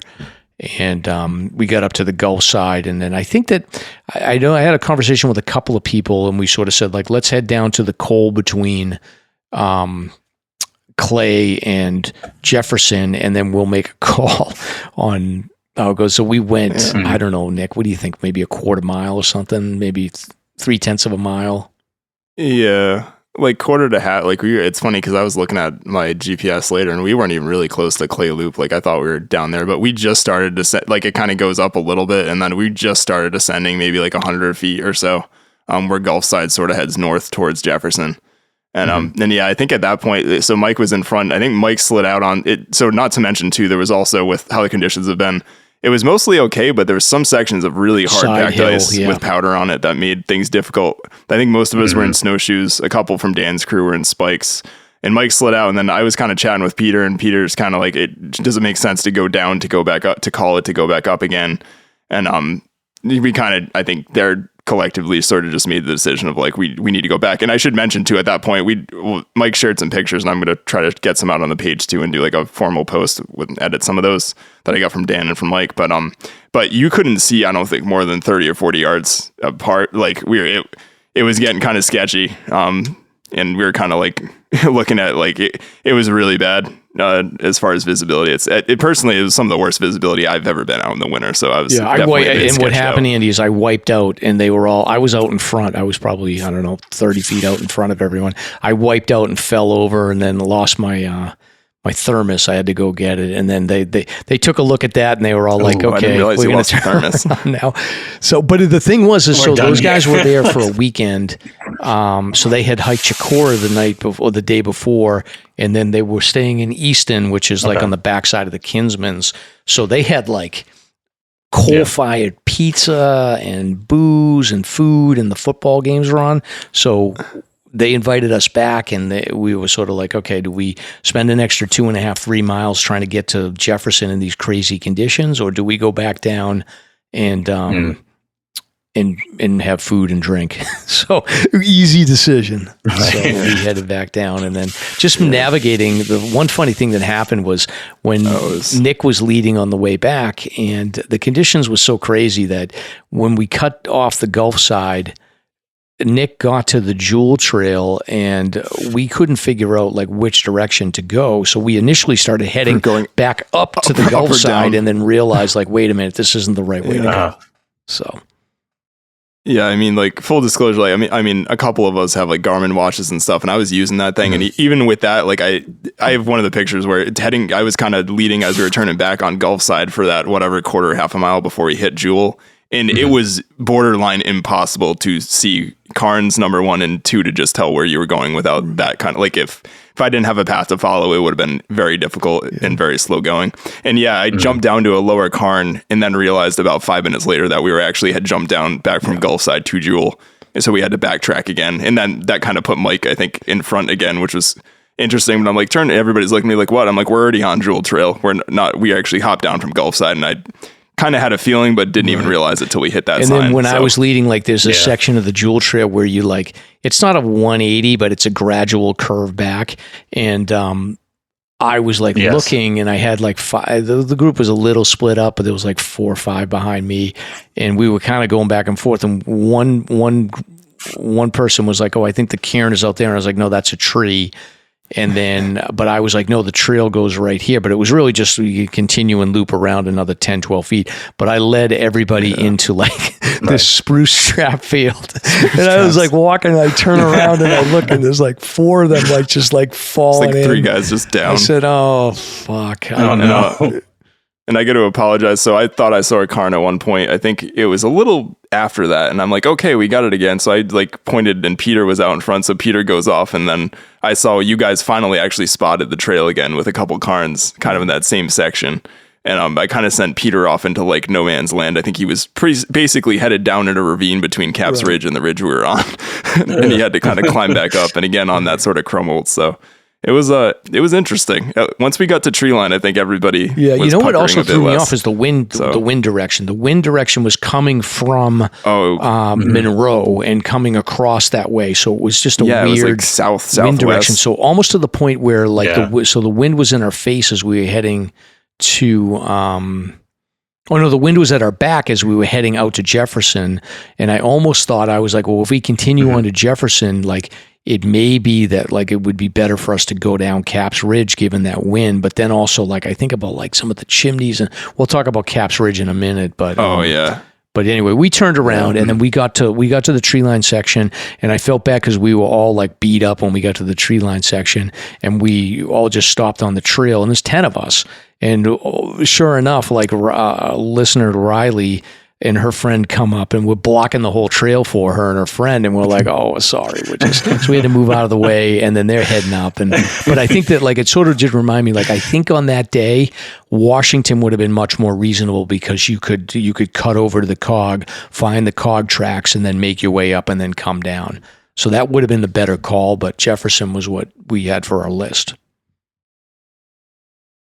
Yeah, that anecdotal story. So Riley's my girlfriend, and she, of course, I heard about that. She's like, "Yeah, felt bad. Yeah, sorry about that, Riley." Yeah. Sorry. No, it wasn't. She was just like telling the story, and then they had a tough time too. They wound up aborting. Oh, really? As well, because of visibility and just it becoming tough to navigate and ground conditions. But interestingly enough, they came across this Canadian group that claimed they had summited Jefferson, but the consensus between Riley and her friend Alyssa was that no, they did not, that they summited Clay and had no idea where they were. They passed us further down the trail and did not, they might, I'm sorry if they're listeners, but they didn't have much for gear on them. So I think some of us may have been chatting about that being maybe concerning. But that's funny because a lot of us were like, I wonder, like, because it's funny, I was talking to one of Dan's friends and they're like, maybe they made it to Jefferson. Like, there's no way that they, I saw tracks. I saw tracks when we were coming across. So maybe I was looking down. I was like, "There's some." They were tough to see because things were getting blown over. But I was like, "It's definitely them." And I was like thinking to myself, "Geez, they're not going to have a tough time." But that makes more sense that they would have done Clay. I mean, logically, if they were going up, logically, you just pop up on Clay. But I mean, Jefferson's like, as we realized, we weren't even close to. It's a ways over there. Yeah, I think we're like a mile and a half, and it's funny too. And I mean, I'm. Probably, you guys have probably been up there even more than me, but I've been on that section of trail like probably close to a dozen times, and it is so disorienting when that fog and snow moves in. Like it just is a totally different alien landscape. It's really wild, and you realize why they try to build those cairns nice and large.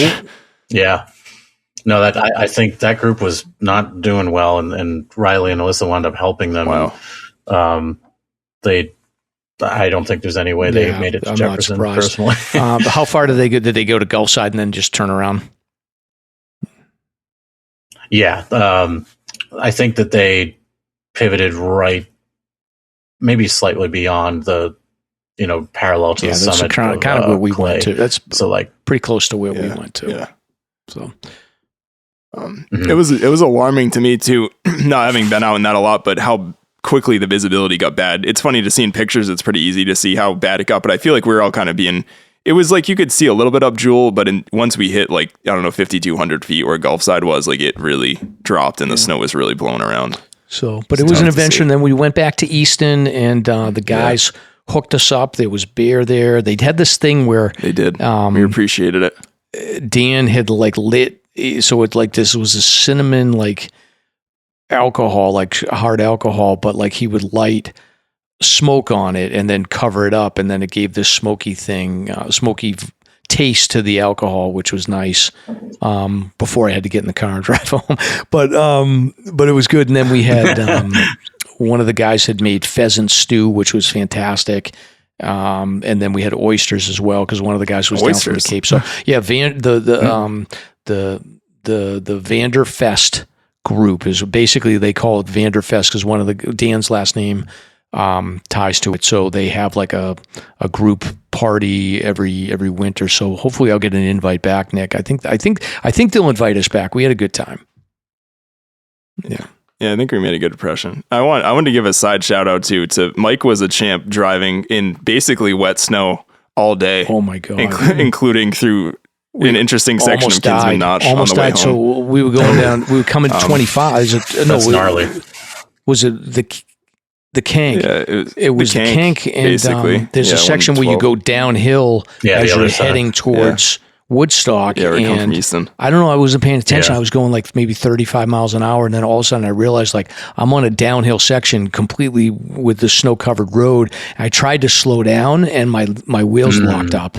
And then I started pumping the brakes, and I started going. I got up to about 40, and then I panicked. And then Peter was next to me, and he was like, "We're gonna be fine. You're gonna be fine." There's no cars coming up the hill. Yeah, and then, but Nick and Peter were talking me through it, but I was full panic mode. Yeah, no, you did awesome. I wanted to shout that out because that was like, it was not neat. And then it was like basically snow like to hooks it on the road the entire way home. And it was kind of more or less like that on the entire drive up too. So appreciated it. Yeah. You were a very good snow driver. And Peter is awesome if in a situation apparently where you think someone might be crashing a car off like the side of a highway. Right, So I was panicked. Cool, I was panicked. I was like, we're going to die. This is not good. And Peter's like, calm down. So anyway, but it was a good adventure. And I feel like that if I didn't have that alcohol drink, maybe I would have gone into full panic. It calmed me down a little bit. So it took the edge on. So, and then other than that, I did do a follow-up hike not the next day, but the day after. I went up to Mount Pierce and I took the sled and we got awesome views up there. It was one of those like days where the clouds were clearing and, we did the Gray Jays. I got my friend Jay, who's a newer hiker, his first winter 4,000 footer. He's addicted. And then, then I took my sled down. The sledding conditions were perfect. I ripped down Crawford Path. It was awesome. Awesome, yeah. That looked really fun. So pictures. But that's what I got, Nick. What about you?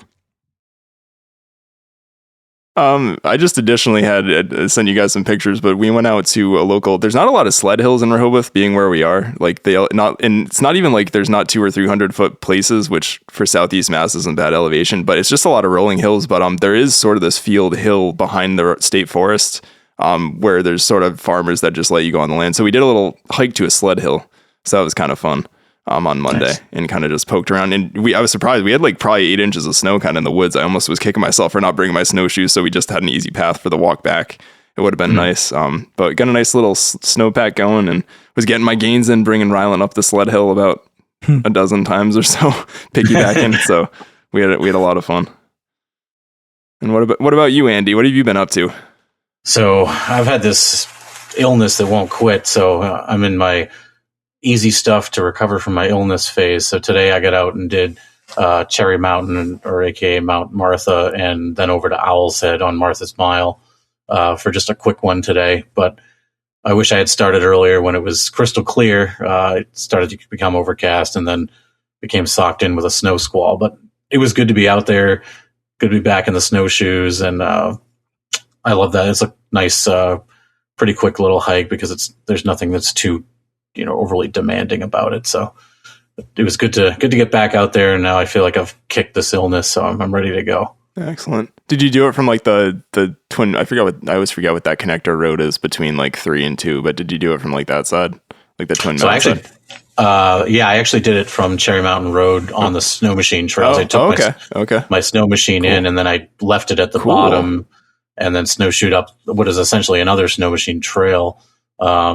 But there were no machines out, which was nice. But cool. And then to the summit of Martha, and then over on Martha's Mile to Owl's Head, which is just a nice hike in the woods. And then you start to get, well, if it had not been socked, the views come out as you get closer to Owl's Head with some ledges and stuff over there. So definitely recommend it if you haven't tried it out. It's a nice, high reward, low risk kind of 2-for-1 special there. And it's the Owls, as I said, the Owl's Head that doesn't suck because I'm not a big fan of the 4K Owl's Head. Yeah. Cool.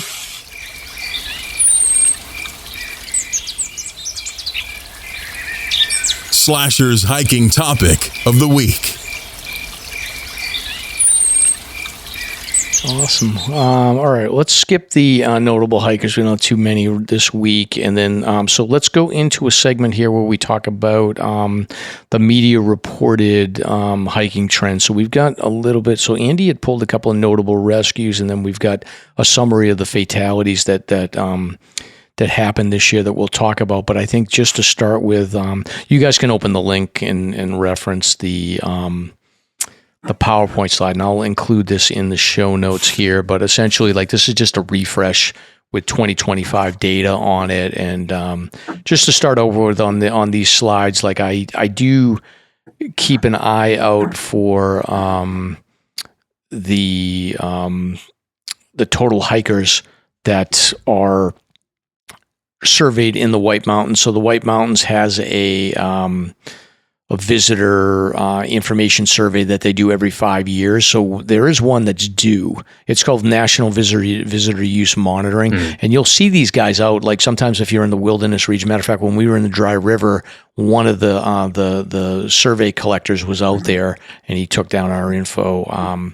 But they have this way to survey where they can basically get the total visits in the White Mountain National Forest, and then they estimate the total percentage of hikers.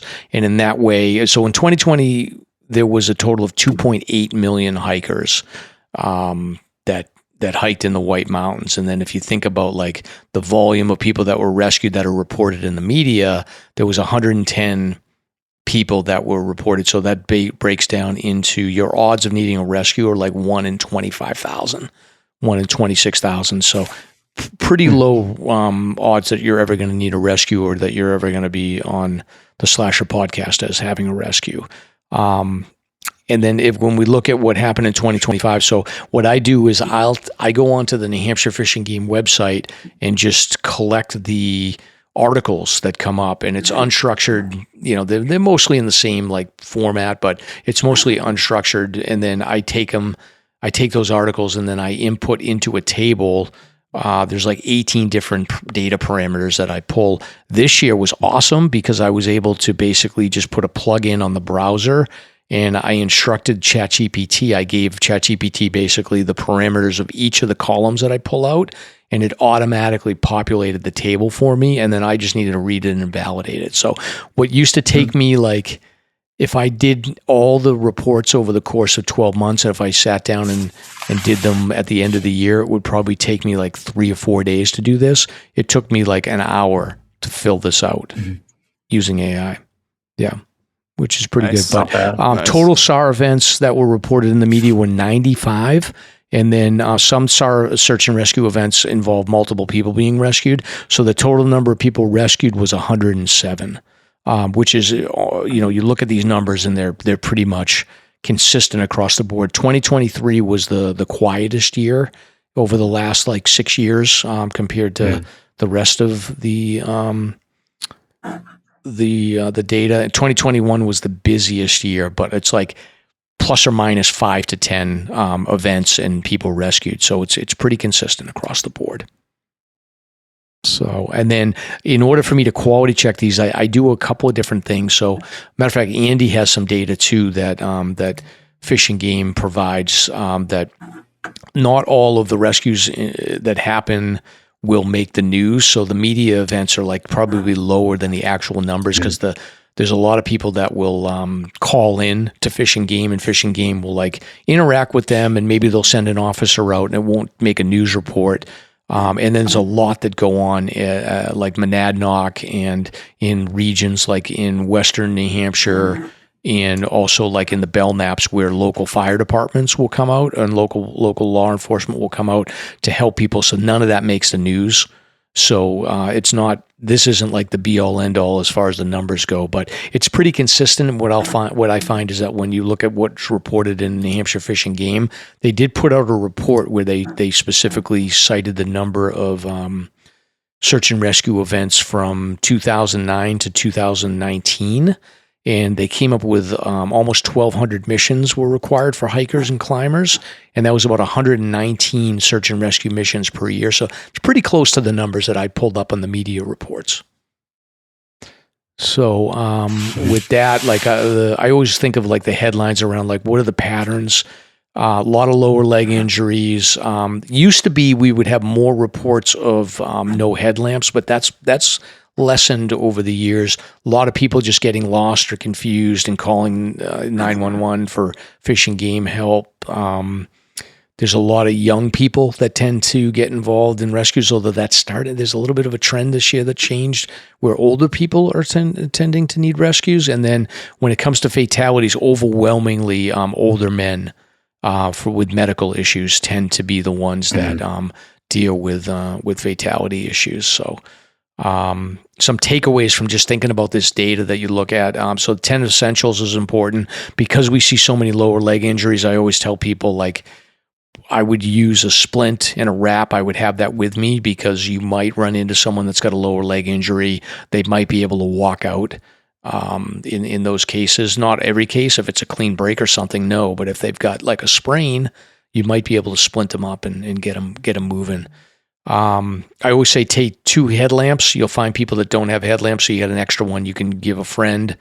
And then also, like, just in case yours goes out, you got a backup.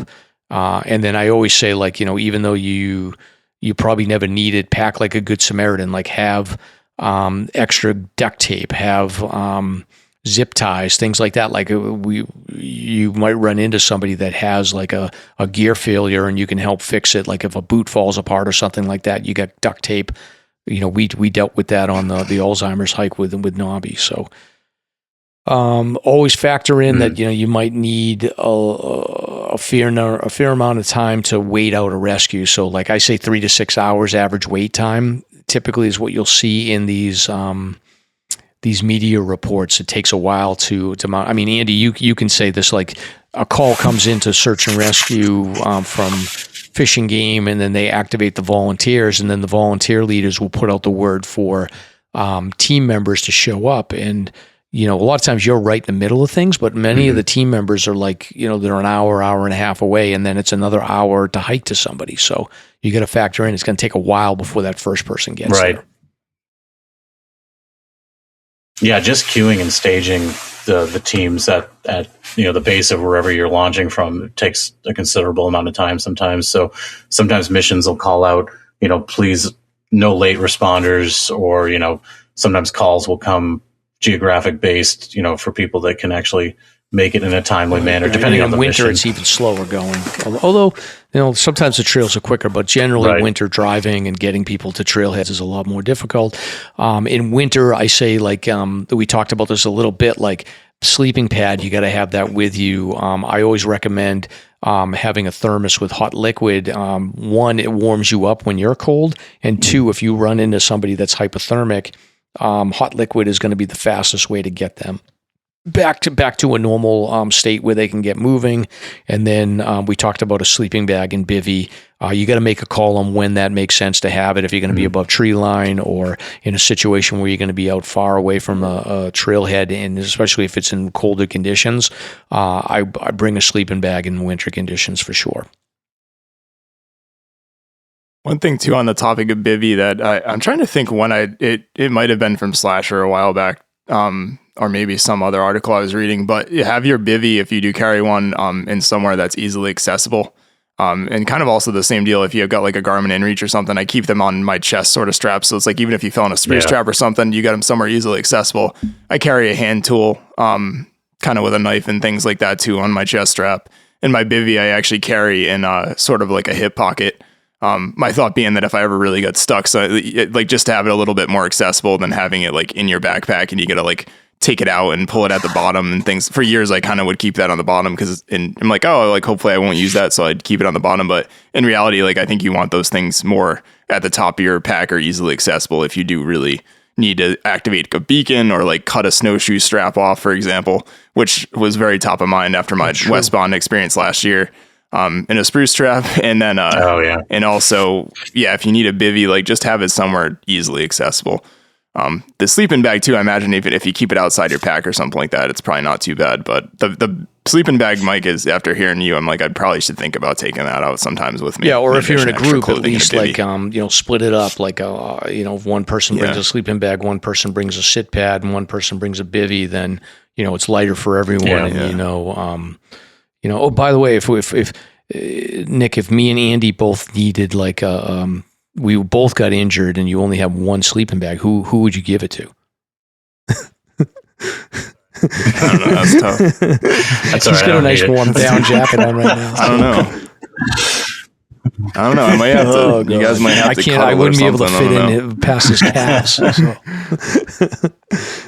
I was going to say my zero bag, I can barely get the thing closed. I'll be warm. So, if we can fit in, but so no, that's all good stuff. And then I always say know when to turn around. Like for us, like one of the nice things about even with 10 people, the fact that like there was so many experienced people in there, like there was no argument about that. Like there was a little bit of a like in the beginning when we got the Gulf side, people were like, well, let's keep going a little bit just to feel it out.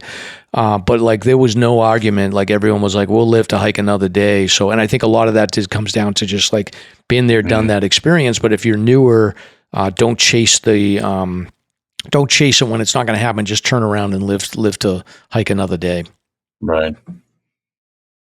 Yeah, I thought. Sorry, Andy, you go. Right. No, I was going to say, don't get that summit fever. Yeah, I was going to say too, it's interesting. Like with a group of 10 people with group dynamic and sort of, I'm sure Ty touches upon this multiple times in his books, but the group sort of psychology, where I feel like I kind of was like, I feel like this is like a 9 out of 10 for sketchiness for how I feel. And like as soon as like all of us started talking, everybody's like, nope, we can go back down. Like everybody's good.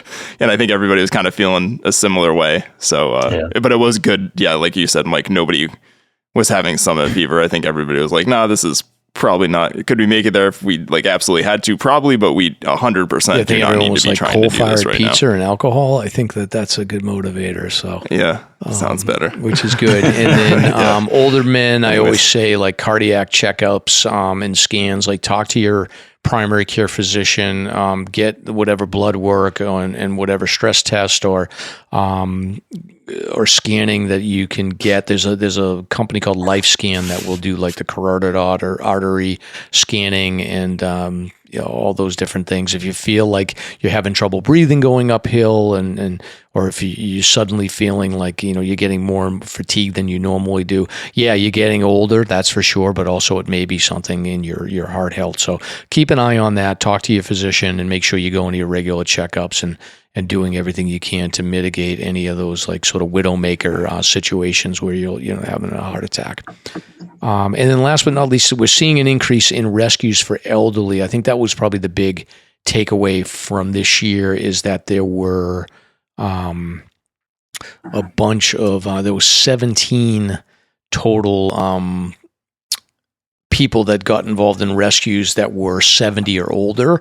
And I think that's I think it's a good thing. I think that it sort of reflects that like people are more active at an older age now, and rightfully so. They're getting out and enjoying themselves and enjoying hiking, but also just be aware that I guess the room for error is a little bit tighter when you're older, and just be careful out there. But that's definitely a trend. So just keep an eye out for the elderly if you're out in the woods. So.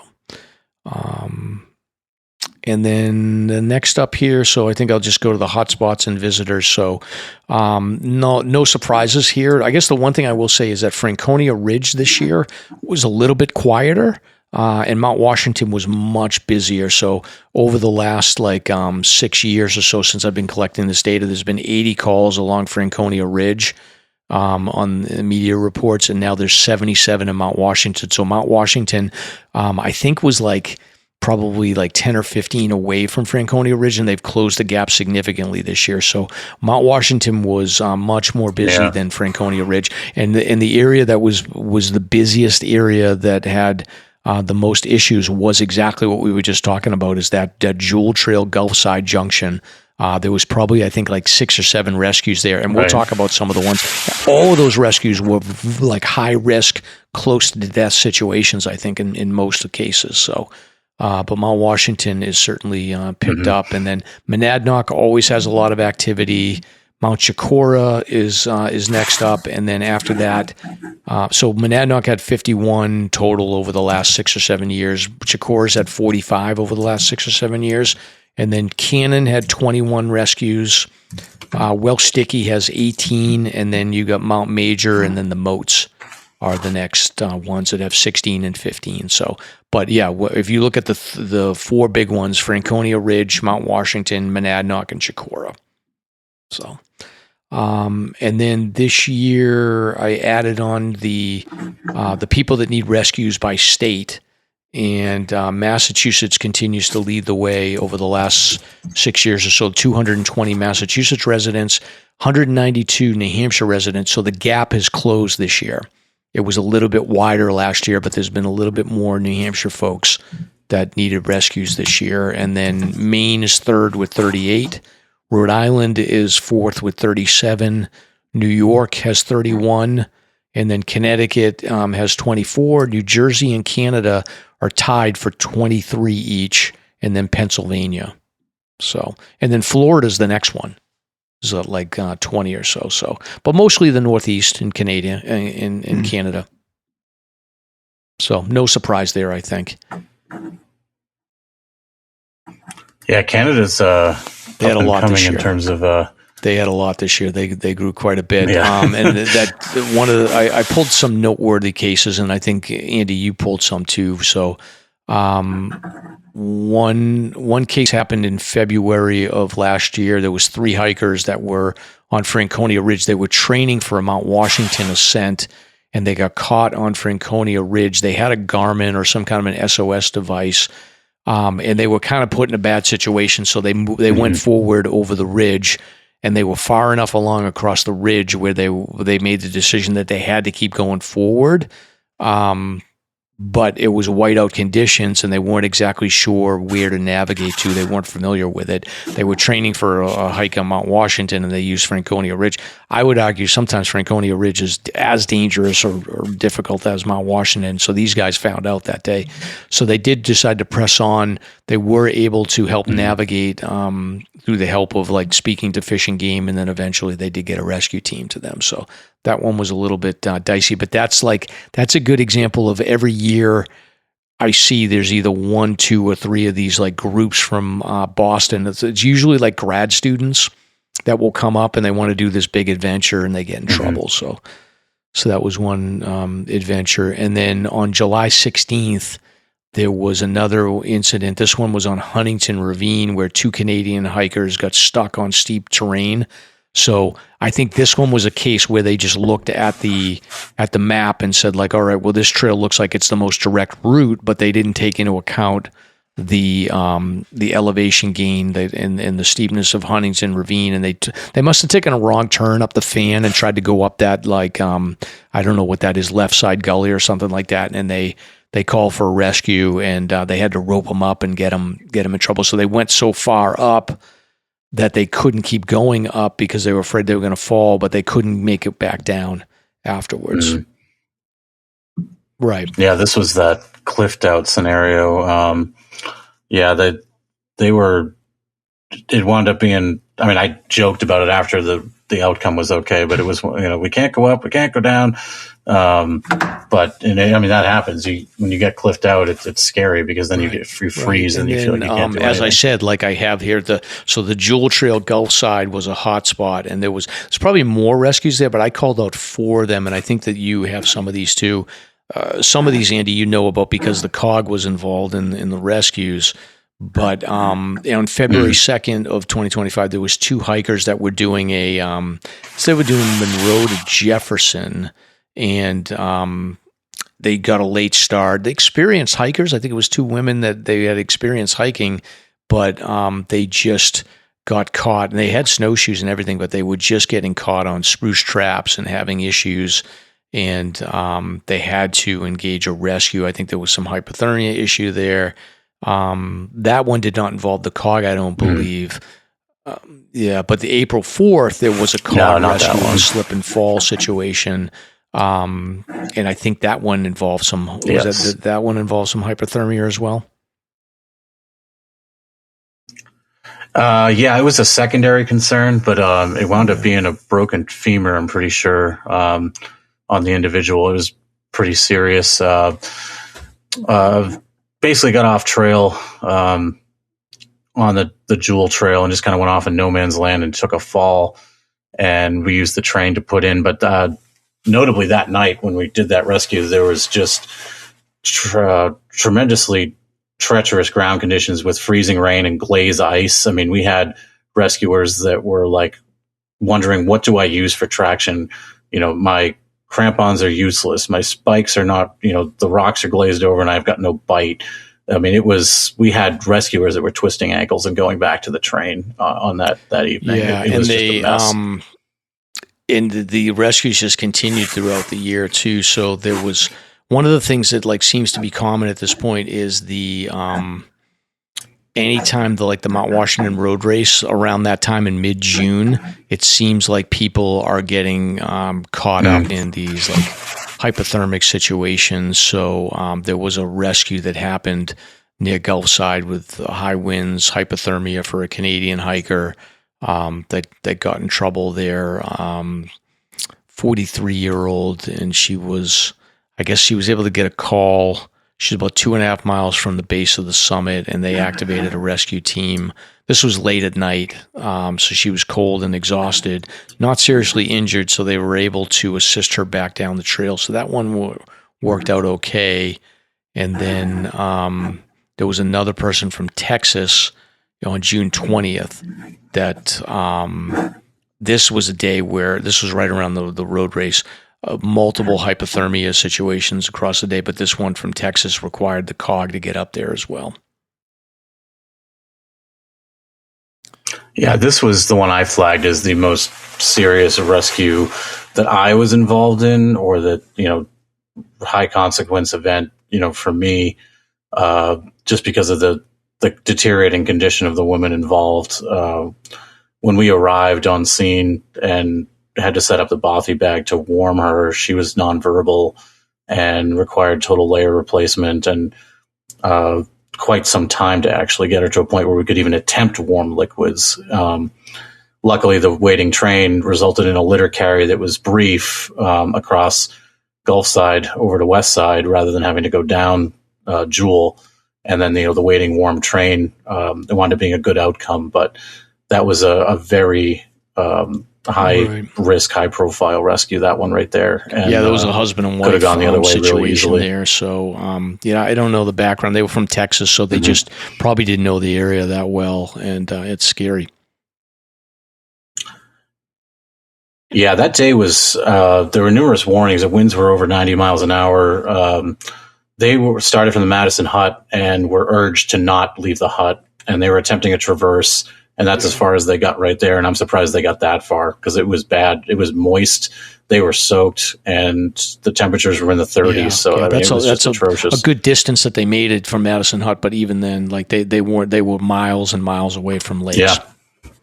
They weren't going to make it. So good thing you guys stepped in there, Andy. Thank you so much. So, for sure. Right. And then there was another one in September 9th, an older gentleman that had a leg injury. So, Jewel Trail, Gulfside, definitely a hot spot for sure this year. So, a couple of other notes here. AT through hikers, usually pretty quiet. We had 2 or 3 rescues this year. So there was a Rattle River rescue, and then there was 2 people on the Kinsmans that needed rescue. So you usually don't hear much about AT through hikers. My observation is they do get in trouble, but they tend to drag themselves out without a call. But there was 3 this year, and then, like I said, there was elderly hikers. So there was 30 of the 107 hikers were 60 or older here, which is around 28% of the total. So typically we see more on the younger side, but this year was older. And then crazy days, we had June 25th, there was 3 rescues, Cascade Brook, Falling Waters, and Rattle River. And then the busiest period was between July 25th and July 31st, where there were 9 rescues in a 6-day period. So that's the data there. And then I've got some other visuals that I'll share in the show notes, but essentially, like, the monthly averages, there was nothing that was too out of control. Like, basically the busy period is from June, July, August, September, and October. This May was very quiet, but February of 2025 was extremely busy. There was like 10 or 11 rescues, when on average they average about 3 per year. There were a couple of years where there was no calls at all in February. So we had a busy February, a lot of winter hikers getting out there. And then, otherwise, I think in 2025, August was a little busier than average, but everything else was pretty much standard. And then the one thing that I will say for 2025 as far as category goes, so I categorize these as lower leg injury, lost, panic, and then I've got miscellaneous head, shoulders injuries, medical issues, fatigue, death, and reckless behavior. Not too many reckless behaviors, a lot of lost map issues, panic issues, not so much headlamp, but those were pretty big. And then lower leg injuries were a little bit lower than last 2024. So, but nothing too out of the ordinary at this point. And then the age range, like the younger people for sure are continuing to be the ones that are more likely to need a rescue. So 20 to 29 years old, that category is the highest overall for the last 6 or 7 years. And then every other age category is pretty quiet. Males between 40 and 49 are probably the group that has the least amount of rescues, which is good. And yeah, and then older women too. Female 70 plus don't have too many, but there's a lot of old dudes get in trouble out there. So, and then as far as negligence goes, a lot of the young people are negligent, and there's not too many in the other categories. So, and then as far as seasons and days of the week go, like summer's the busiest, followed by spring and fall, and then winter's the slowest. And then besides the weekend, so Saturday and Sunday are the busiest days. Monday is the busiest weekday, and then Wednesday is the slowest. So if you want to go hiking on a Wednesday in the winter, that's your safest bet.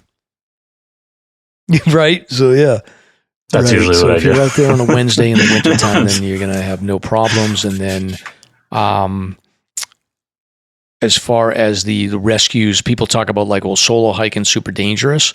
For search and rescue, this is actually 2025 now. I have to update this. 352 of the rescues involve people that were with a group, meaning more than one person, and then 148 were solo. So you're just as likely to get into a rescue situation with multiple people than you are by yourself. And then other than that, I haven't really made too many changes to the report. I had some old data from Mount Washington about fatalities that sort of show from the 1900s up until 2020, how the average age of Mount Washington fatalities from the time they started keeping track of this in the 1900s up to about 1950, the average age was like in the 20s of people dying. So it was a lot of young college kids going out there and dying. And now you can see by 2020, the average age of Mount Washington fatalities has moved up to 52. So it went from a young man's game to an old man's game. That is really interesting. I was looking at this chart ahead of this. It's kind of funny. Yeah, I mean, I think part of it is why that makes sense. Longevity. People live longer for sure. But I also think that hiking has become like like you were saying, more of an older person's hobby. Yeah, it is. Like you said, kind of with that theme of like 70-plus-year-old. I mean, and this is just personal experience, very limited. But I've like an aunt and uncle, and they're approaching their mid-70s. And when I think of them compared to how my grandparents were at that age, that kind of Great Depression age, like they are in much better shape than they were at the same age. So it seems like that is the trend where I think people are just probably taking a little bit more awareness and in medical science and stuff too, and kind of keeping yourself a little bit more in shape. And I think maybe some of that too is like not growing up through the Great Depression and things like that. The second I think there's probably going to be a little bit of that going on. Yeah, exactly. Yeah, exactly. So it's an interesting trend. I'll post this up on the show notes, and I'll get this out on I might throw this up on the 4,000 footer page just to see people's reactions. I hate social media, but this is informational, so it may be helpful. But other than that, so there was 4 fatalities this year, unfortunately, that made the media, and we covered all of these. So they all 3 of them happened over the course of the summer. So 70-year-old gentleman from Connecticut collapsed, a medical issue on Valley Way, and the bystanders had started CPR, and they got rescue crews in with a National Guard helicopter extraction, but unfortunately the gentleman didn't make it. So, he's 70 years old. And then there was another case where this was a weird one, Andy. Like this guy was basically up visiting. I don't even know if it counts as a hiker, but he was up. I think he drove up the Cog, right? He took the train. He was part of a tour group, and he took the train, and he wound up just basically wandering away from his wife and started hiking around the summit, became disoriented, and eventually wound up calling for help, and was attempted to they attempted to get him to describe what he was looking at, and it sounded like what he was describing was the lakes, looking down at lakes. So search was launched, which in the early going included state park workers and then myself, because I was actually hiking that day up there. And we scoured the area over by the Crawford Path, and we looked on, areas on that side of the mountain. There was a drone launch from AVSAR and nothing that first night. So went into a multi-day search, and unfortunately where he was found was nowhere initially where we had anticipated he was, and wound up being closer to like the Alpine Garden. Yeah, it's a really sad story. So yeah, 79. I don't know if there was dementia involved or what the story is there. Mm-hmm. Yeah. There was the word, yeah. Oh, okay.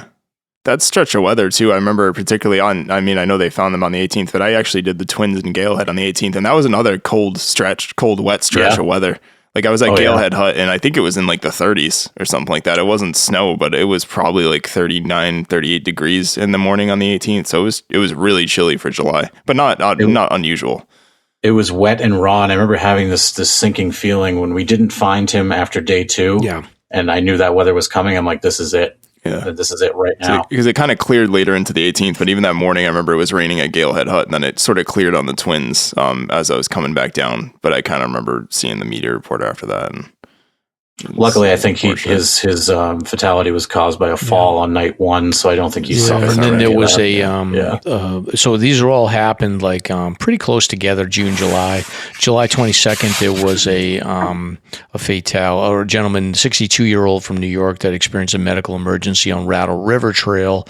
And again, there was a bystander there that initiated CPR, and Gorham EMS, Fish and Game officers responded, and I think there was a National Guard helicopter involved in this. He was transported out, but unfortunately did not survive the medical event. They don't specify what specifically it was, but you assume stroke or heart attack, but you don't always know.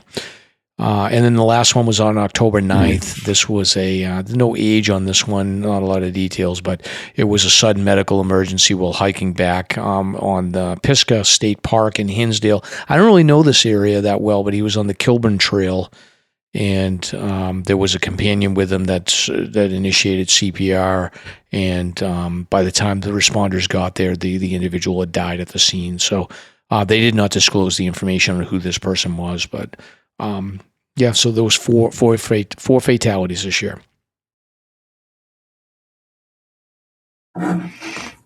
Yeah, which I think was similar to last year. Yeah, I think that's. I remember.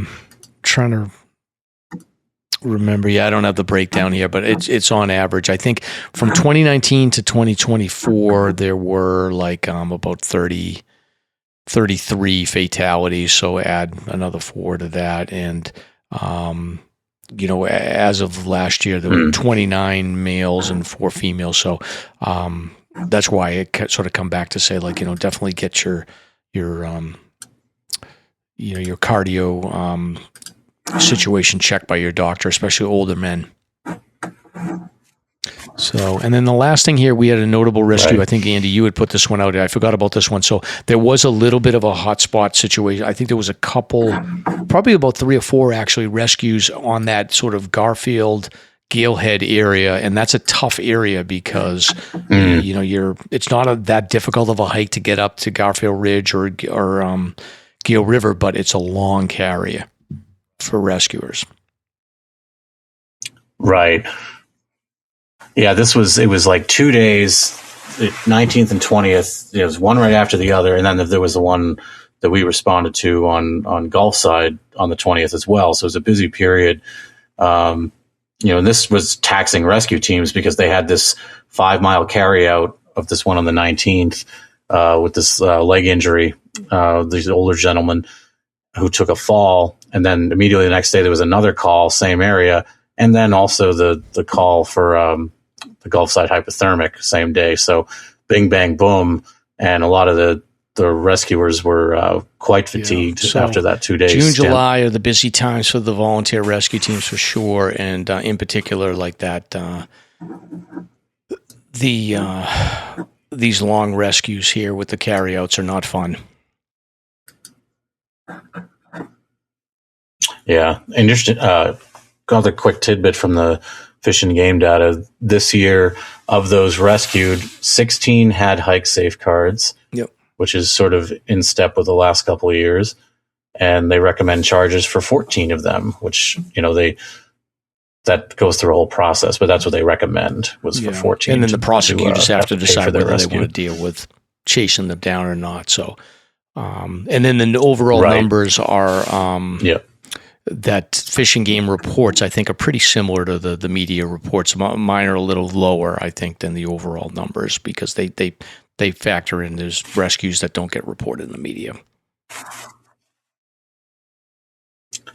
Yeah, and then they wind up having ones where, like you were saying, they might just send one conservation officer to walk somebody out or something like that. But that's it. So nothing earth-shattering as far as 2025 where it goes. So if people are saying like, oh, there's way more rescues than normal, it's pretty average. It hasn't changed. They cluster. There's certain areas that seem busier than others, and things change a little bit. Like Franconia Ridge has quieted down quite a bit, and I think Franconia Ridge will quiet down even more with the reroute of Falling Waters next year.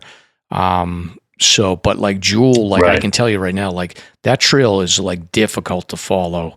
I'm not surprised that there's rescues up there. Like that's a tricky trail for sure above tree line. So. Yeah. And a lot of people have this misnomer that it's the easy way, and I mean there is no easy way, and they wind up, getting caught off guard. We're at 2 hours, so I'm going to bail out on the search and rescue stories. We'll do those next week, and then. But Andy, thank you for joining us. It was appreciate you. You just got done with your hike, and you went right into it. So that's dedication. Yeah, right into it. It's always a pleasure. Well, until next week, we will we'll be back at it.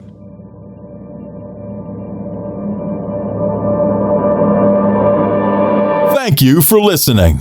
If you enjoyed the show, you can subscribe on Apple Podcasts, Spotify, Podbean, YouTube, or wherever you listen to podcasts.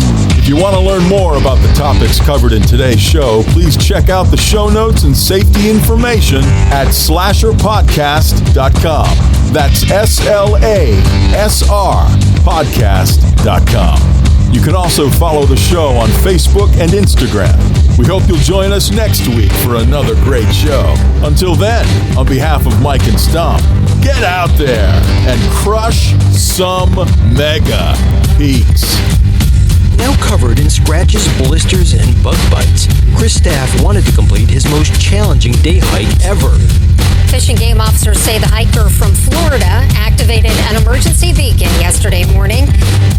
He was hiking along the Appalachian Trail when the weather started to get worse. Officials say the snow was piled up to 3 feet in some spots, and there was a wind chill of -1 degree. And there's 3 words to describe this race. Do we all know what they are? Only one help! Here's Lieutenant James Nealon, New Hampshire Fish and Game. Lieutenant, thanks for being with us today. Thanks for having me. What are some of the most common mistakes you see people make when they're heading out on the trails to hike here in New Hampshire? It seems to me the most common is being unprepared, and I think if they just simply visited hikesafe.com and got a list of the 10 essential items and had those in their packs, they probably